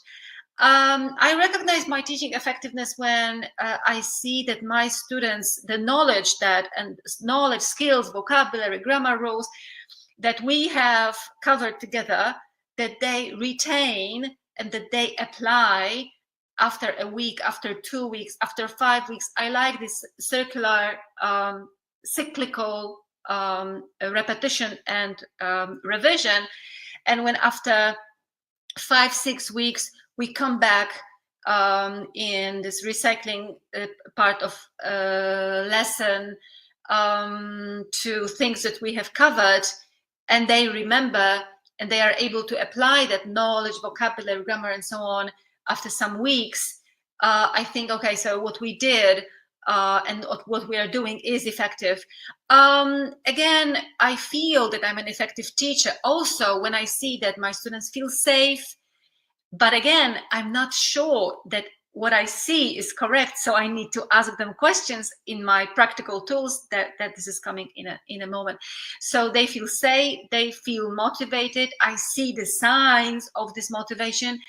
And of course, when the progress is visible over time, and by saying visible, I mean I need to apply tools and measures to make progress visible to my students. That not only I see that progress, but that this learning is made visible. Visible learning is, and so students see, and I show them all the time that they have learned, that they have applied something, that they have made progress, because we were here and now we are there. And this is one of the jobs that a teacher has, to make learning visible, to make progress visible over time to students.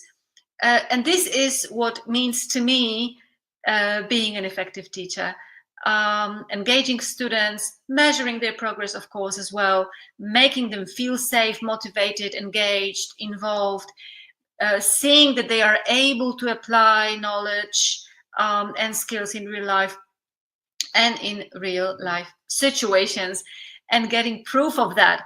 So all of this that I mentioned here, there are 5 bullet points, should not be my imagination, should not only be my suspicion, should not only be what I feel is happening, but I should have ways of making it visible for myself and measurable for myself and for the students. So to the question now to you, and you can of course please feel welcome to put your comments in the comment section.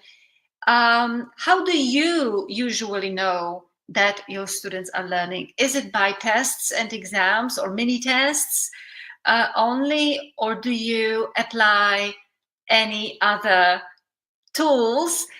And while I'm waiting for your comments in the comment section, I will be showing you how I usually know my students are learning, and there will be 6 tools that I would like to right now share with you. Tool number 1 are the so-called exit tickets. Exit ticket can be done very in a very simple way, just on a sheet of paper, asking students questions, and the questions that you ask them, I will give you an example in a moment, of course, will be questions related to a lesson that is right now finishing, or it may also be an exit ticket after a week that of lessons that you have had with your students. And an exit ticket will be a sheet of paper, or it can be done in a digital way. In a moment, I will show you the digital tools as well, to check what they have learned, to check what they feel like after this week, and also to build this culture of reflection, so that your students do not only consume the lesson, consume the language, and then go and forget, but that we also expect them to think about it, to think about their progress, to think about their education, and to think about what is happening with them. So the question in those exit tickets, it can be, as I said, it can be done on paper, but you can also ask them to write answers to these questions in their notebooks. Or you can ask them those questions digitally, for example, using Padlet or using Mentimeter. So, for example, let's imagine that a lesson is finishing and you have 3 questions to ask to each of your students, and each of them receives a sheet of paper with these questions. Question number 1, what was the most important thing you learned today? Now, an answer, this should take you no more than 3 minutes at the end of the lesson. And of course, an answer for every student might be different. It may be the same if you did something particularly difficult for everybody, but it may be something completely different for everyone or for each of your students. So what was the most important thing you learned today? What's one question you still have? And this is super important information, because this gives you a starting point in your next coming lesson with this group. And how confident do you feel using today's grammar point? These are just examples, of course, just examples. What I may also ask is, what was the easiest? What activity did you like best? Or I may also ask them very particular vocabulary questions, grammar questions, functional language questions related to this particular lesson. So what was the meaning of, or how will you apply? And then we give an example, a grammar example. Now, the example that you see here is the example that also builds this culture of reflection. And I have a feeling that we don't do enough of reflection in our kind of a progress reflection or learning level reflection in our lessons. So this would be one of the ways to do it. And this takes you 3 minutes at the end of the lesson. Students answer the questions, share the questions with you. Very important for the next lesson that you are going to teach, what was important, what your students would like to repeat, what your students would like to revise. The second practical tool are the quick reflection prompts. And again, at the very end of a lesson, you may write it down on the board, you may show it on the interactive whiteboard, or you may just verbally ask this question. I very often ask my students at the end of the lesson to sit in pairs and devote the last 2-3 minutes to answering the question, what helped you learn today? Very reflective question, which at the very beginning students don't really know how to answer, but the more you do such activities, the easier it comes, the answer comes to them. And this question helps them understand what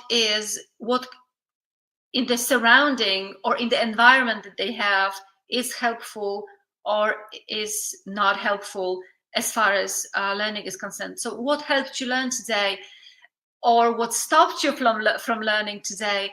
And students will say, those more reflective ones, that noise in the classroom doesn't help them learn, or practical examples helped me understand. The second reflective question with the quick prompt would be, what would you change about the lesson? And now this is a super good question for any reflective teacher who wants to stay and develop effectiveness. Students will teach you what is more, or teach you or show you what they feel is better or not so good in the lesson. We've got our own ideas, of course, as teachers when we plan lessons, but those ideas may be or may not be to the students' liking. And at the end of the day, it is their lesson. So if you have a choice between two activities, an activity that is an activity that is to their students' liking and an important activity that is not to your students' liking, then probably why not do the first one or the second one, depending on which one your students like best. And the third question that I love asking, and I very often ask to, and doesn't matter the age of my students, is how did today's topic connect to your real life? I ask this question very often, also relate when I teach grammar, when I teach vocabulary, when I teach functional language. I will always ask this question, how does it relate? How does it connect to your real life? When in your real life will you use it? This pragmatic question, because this is a question that is very pragmatic. How will you use this in your future, tomorrow, in a week's time, on your holidays, in professional meetings? This shows your students very much that whatever you do in your lessons should transfer to their real, professional, private situations in English.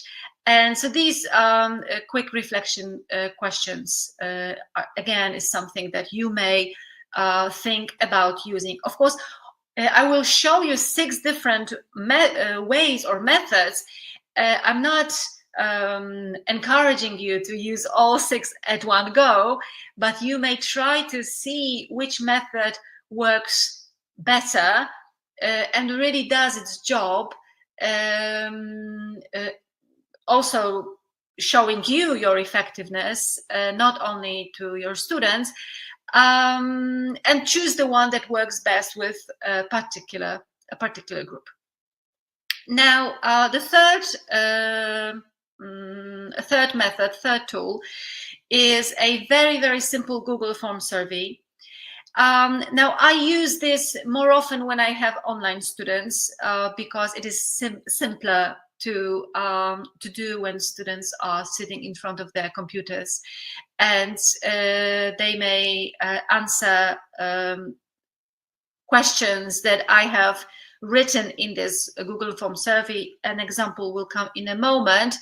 And in this Google Form survey, again, you may ask your questions, your students questions that will be aimed at growing their reflectiveness, but also that will check and measure your effectiveness about teaching a particular point in vocabulary and grammar. So depending on what you want to achieve, the Google Form will be built or designed to check that particular thing. So here we've got questions about how do you feel about your progress so far? We've got question about which types of activities help you learn best. That question we already saw a minute ago. What could I do to support you more?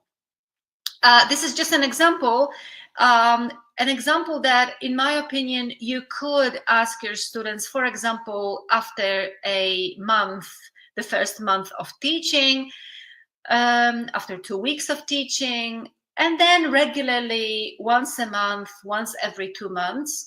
But I also think that you may use this very simple Google Form to check the progress of your students, vocabulary progress, grammar progress, functional language progress, cultural progress, depending on the aim of the lesson.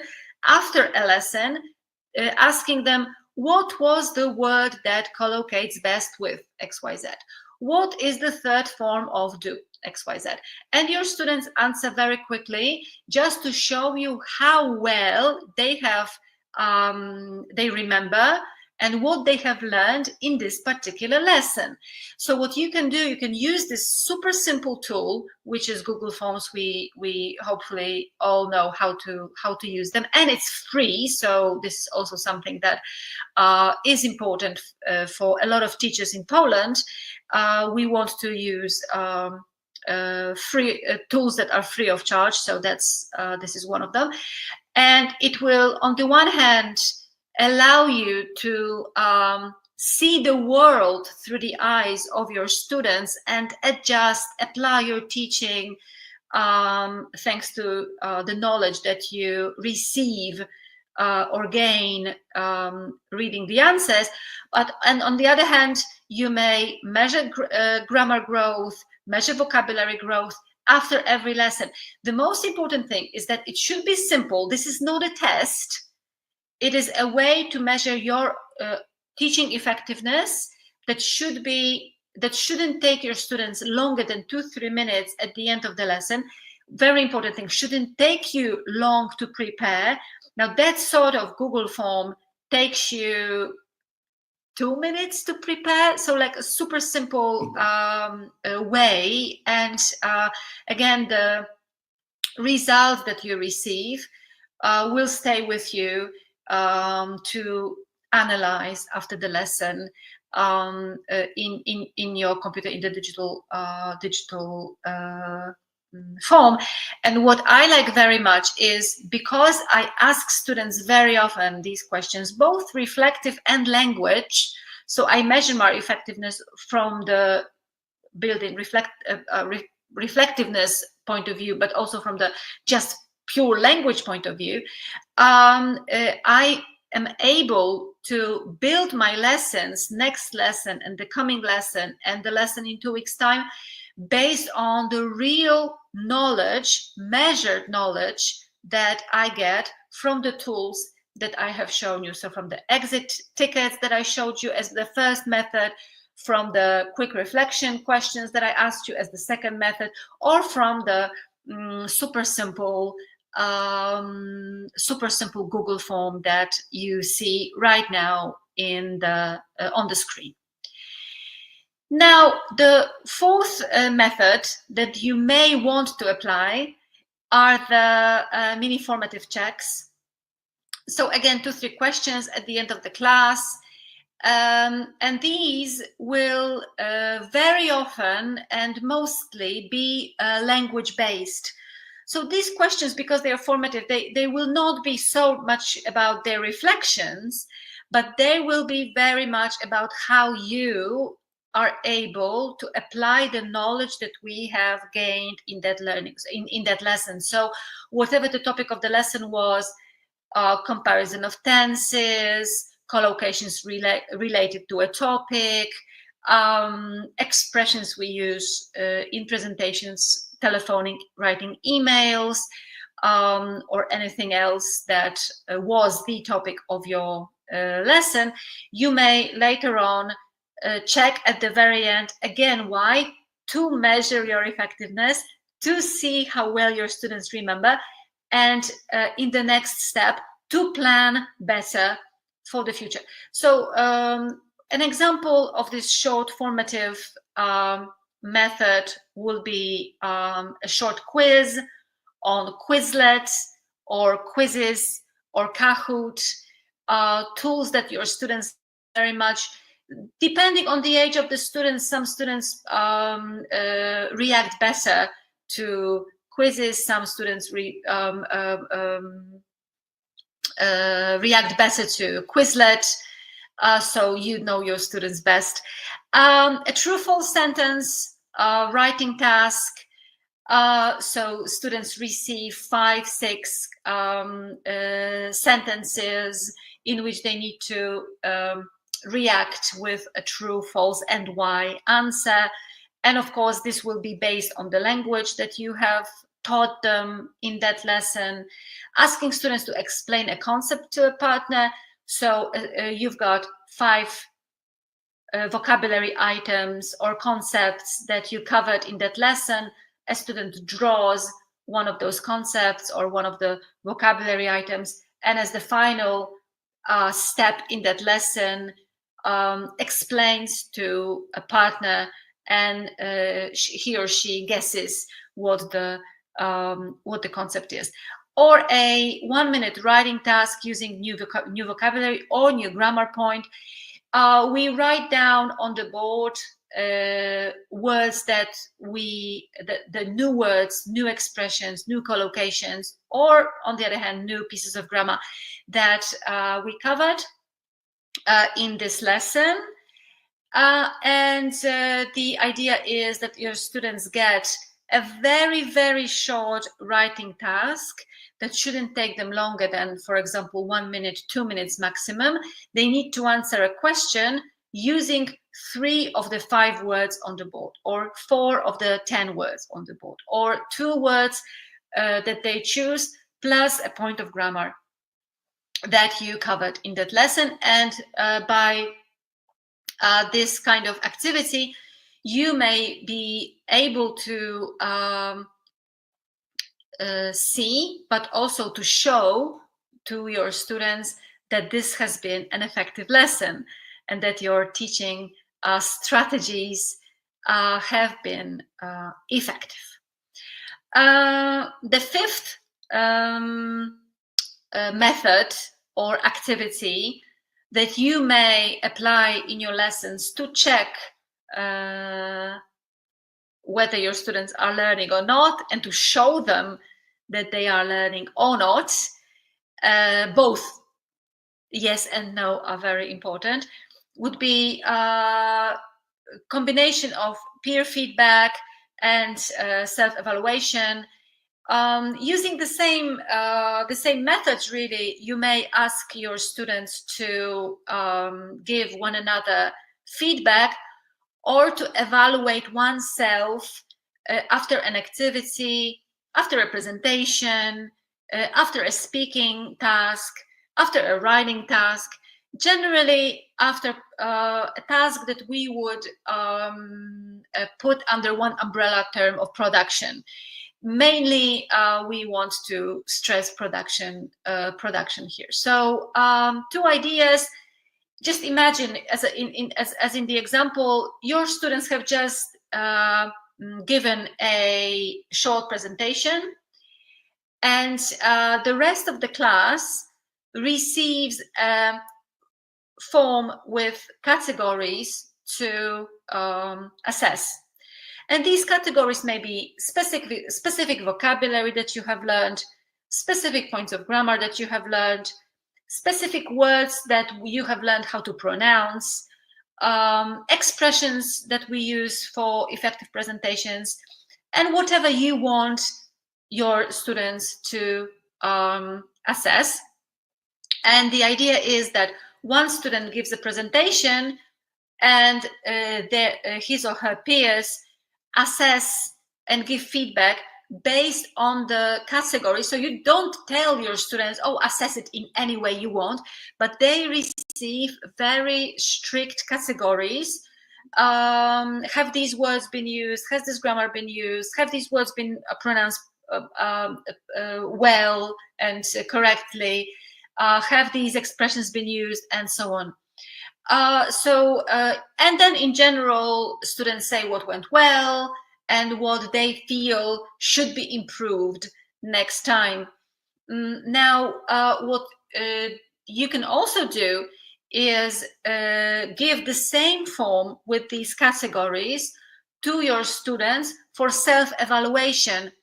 Have I used these words? Have I used these pieces of grammar? Have I pronounced these words well? Am I not sure? I need to check. And the fourth question, have I used these expressions related to, for example, presentations? And students may receive it in the form of a table or of a form, or as a checklist. Has your partner done X? Has your partner done Y? Has your partner done Z? And again, the same checklist can be applied as pair work. So I give feedback to you, you give feedback to me. This can be done as a whole group activity. I give presentation or any other kind of speaking activity, and my peers give me feedback. But also this is a very, very good tool for a self-evaluation. And now self-evaluation, both self-evaluation and peer evaluation are extremely important abilities and skills that your students should be trained at. Students do not feel super confident giving feedback to one another. Of course, when this is the 4th, 5th, 10th time they have done it, it is not a problem. But the 1st, 2nd, 3rd time, they need instruction from you, they need your support, and they also need to feel that this feedback that they give, the idea behind it and the whole sense behind it is so that we learn to help one another by giving feedback. Feedback is just information about the product that I have just come up with. What is the strength of this product, and what is the room for improvement, of this product that I have just created and presented to you, for example, a presentation. And the same thing may go when you ask your students to do a dialogue or to show a telephone conversation or to act a telephone conversation, compare and contrast pictures, and whatever the form of a speaking practice you apply, either peer feedback or self-evaluation will be necessary.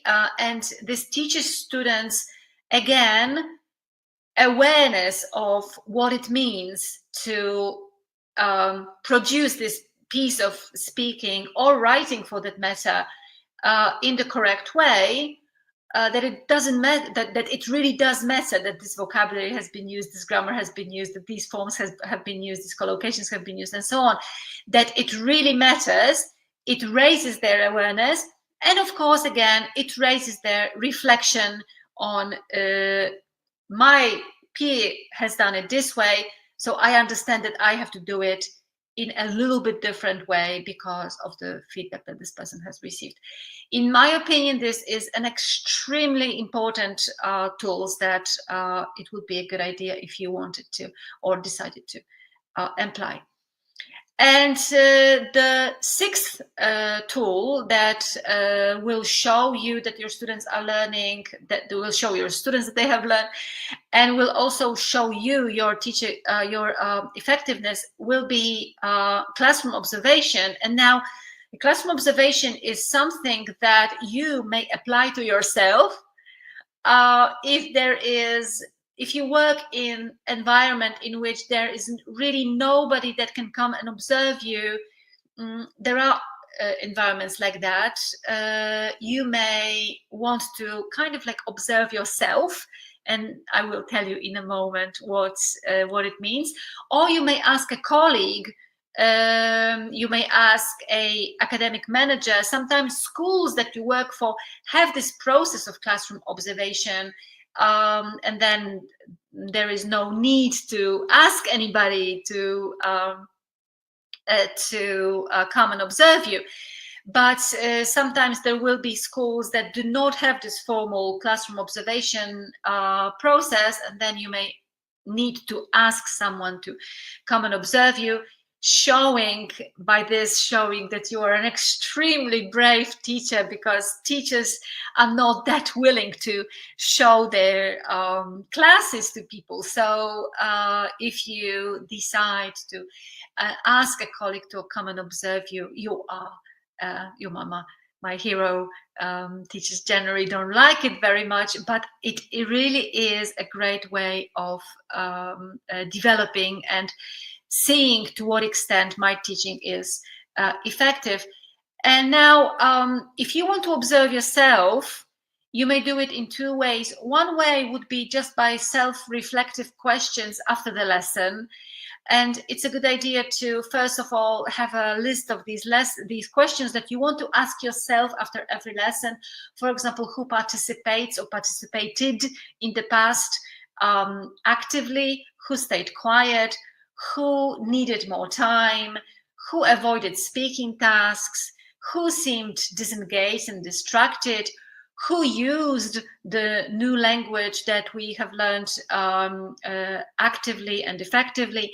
You may ask yourself these questions, and after a lesson, sit down for a moment and try to, from what you remember, answer them.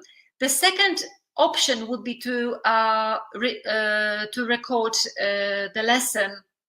The lesson recording is a very good idea. We don't like it very much because we really don't like, I don't know about you, but generally I can see that a lot of teachers have a problem with that. We don't like looking at ourselves in the recording, but once you start doing it, it stops being so bad. So I promise that the more you do it, the easier it becomes for you. So you may, the second option is you get a recording of the lesson, and you analyze this recording on the basis of the questions that you have created. And these questions should show you to what extent you are an effective teacher. So the question about to what extent students get engaged, motivated, involved in the lesson, and so on and so forth. So very important point. And now this is the option of students. This is the option of you observing yourself. And now the second option would be asking a colleague to come and look at the lesson and answer exactly the same questions. So who participates actively? Who always needs more time? Who hides behind other students' backs? Who pretends he or she is not there in the lesson? Who seems disengaged? Who seems distracted?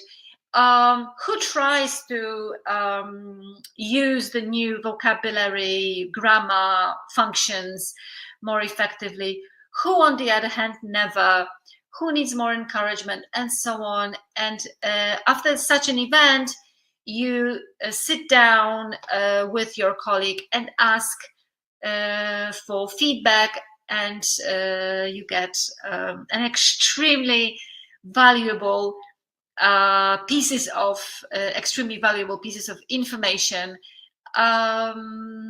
from someone else's eyes. We all look at the world differently. We all have our subjective points of view, which we have every right to have, of course. But the more you ask students about their opinion, the more you ask other colleagues for their opinion, and the more you clash the opinion and what students see, what other colleagues see, what the academic manager in your school sees, and what you see, the more truth there is to your teaching and to your teaching effectiveness.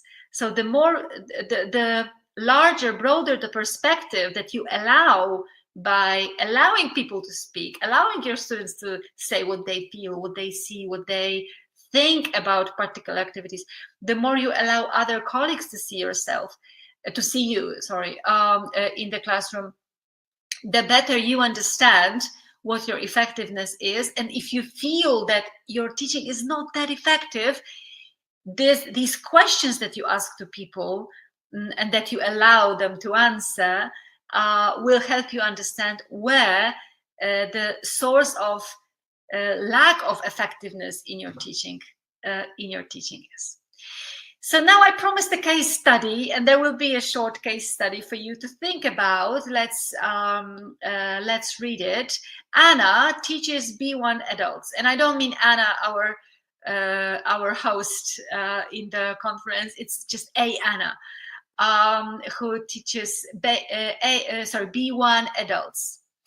Anna's students are quiet. They're very polite, and they always pass their exams with higher or lower grades, but they always pass. But Anna isn't sure they are learning deeply. So she looks at them, they pass, but she's still questioning her own effectiveness. And she is not sure to what extent they are enjoying the lessons.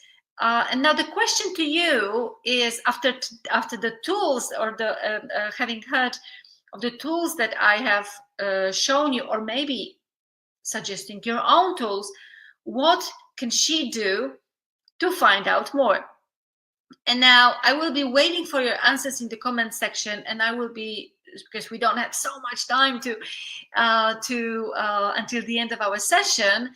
And I will start telling you my ideas. Now, if you watch this session from a recording, you may stop this recording, think about it for a moment. What can Anna do to find out more about how much her students are really learning deeply, and whether they're enjoying the class?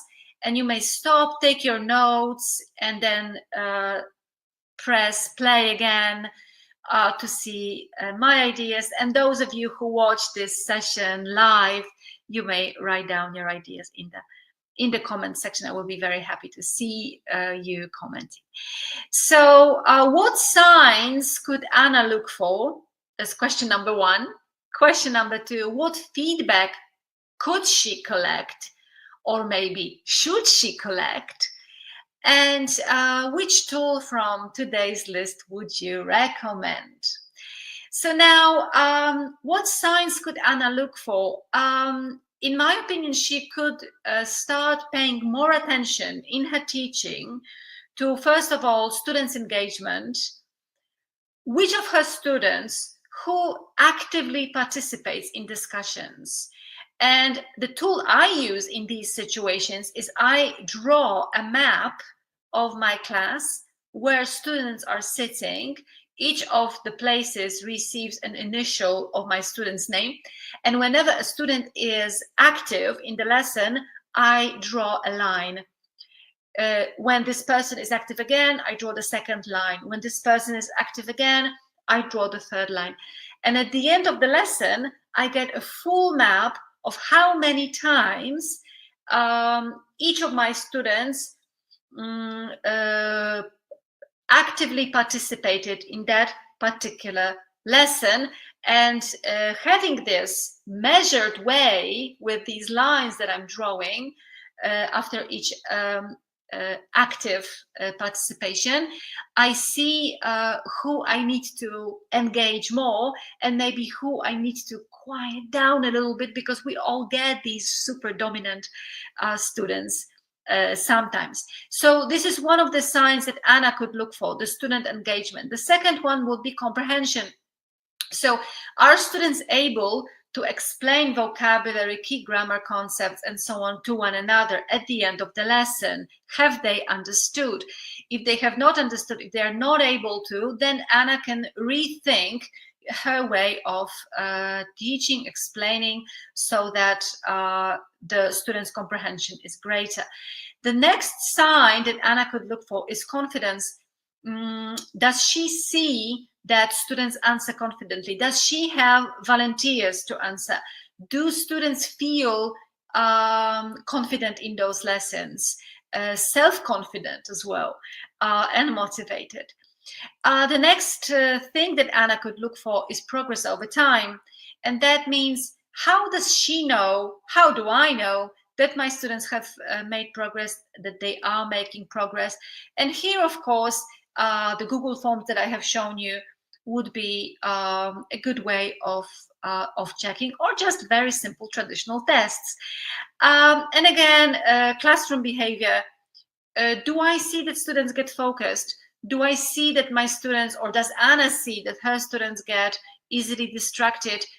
So these signs would be something that measuring or thinking about Anna's effectiveness, we may want to look at. And you can also look, if you invite a colleague to come and see your lesson, these signs is something that you may ask your students to look for. Student engagement, comprehension, confidence, progress over the time of the lesson, if it's just a one-off observation, and classroom behavior, something that students need to the colleague that observes you may want to look for. Or if you don't have a colleague, you may want to look for these signs yourself, or Anna for that matter, because we have a case study with a teacher called Anna.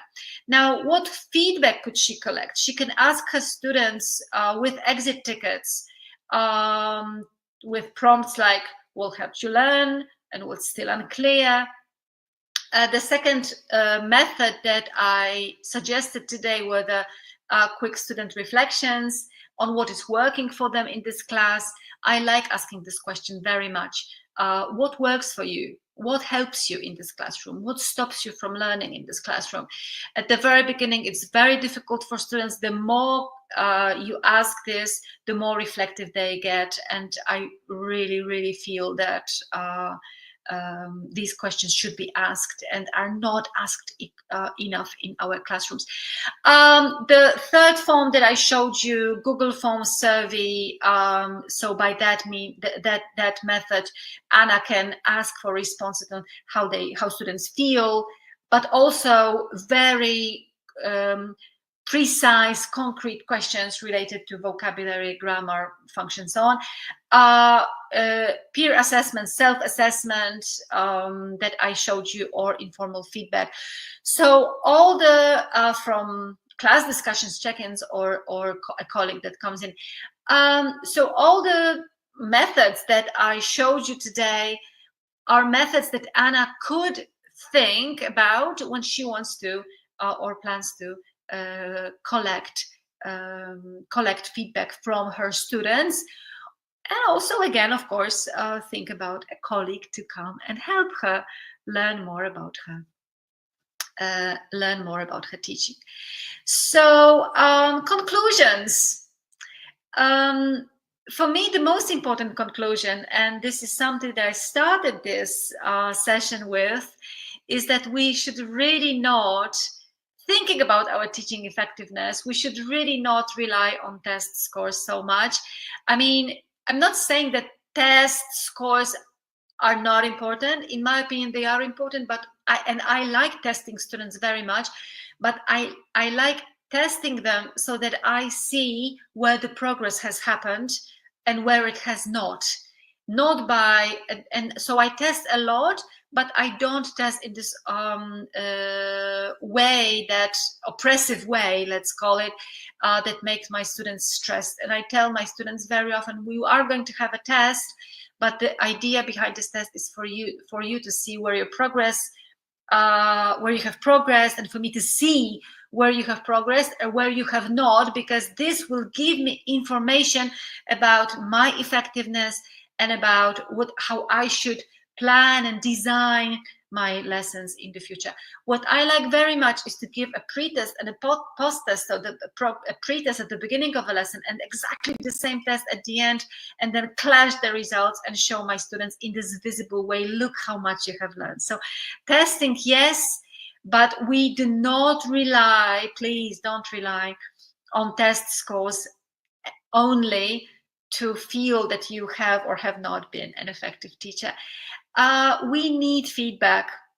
We need feedback from students. We need self-feedback, and we also need feedback from our colleagues. So don't run away from it. I know that some teachers don't like it. I really feel that we should ask students more about what they feel, what helps them, what they remember, what doesn't help them, what hinders them from learning, and building this reflectiveness is extremely important. So ask often, reflect often, don't be afraid. I know that sometimes teachers feel that that someone will take a knife and stab them in the heart with the feedback. This doesn't happen. And the more you ask, the lesser the opportunity that you will learn something that you don't know.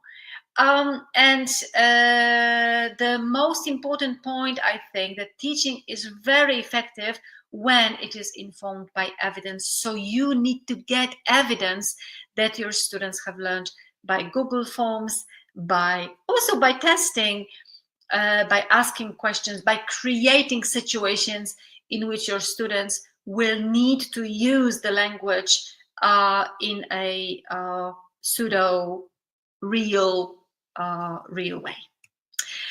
Okay, thank you very much. I hope this was interesting for you. Thank you for attending this wonderful event, from learning to effectiveness by the British Council and EduNation. Good luck with your teaching. Good luck with measuring your effectiveness.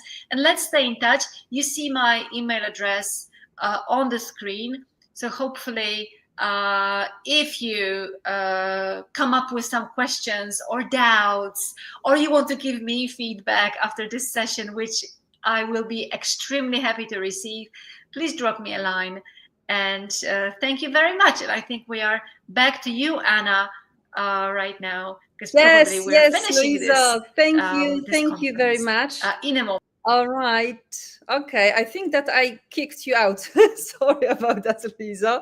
All right. Good. So thank you very much, Louisa, for your wonderful session. Guys, thank you very much for taking part in our event. I'm very happy that so many people from around the world joined us. I'm very happy that it was our first this year international conference organized by EduNation Global today in partnership with British Council. All of the materials will be sent to you in an email in about 30 minutes. And you will get access to the platform that Piotr told us about alongside with the code, probably on Monday, all right? Because we need to generate the codes for people who attend the conference. So thank you very much, and see you soon, I hope, during our next events and our weekly webinars. So thank you very much, and see you soon.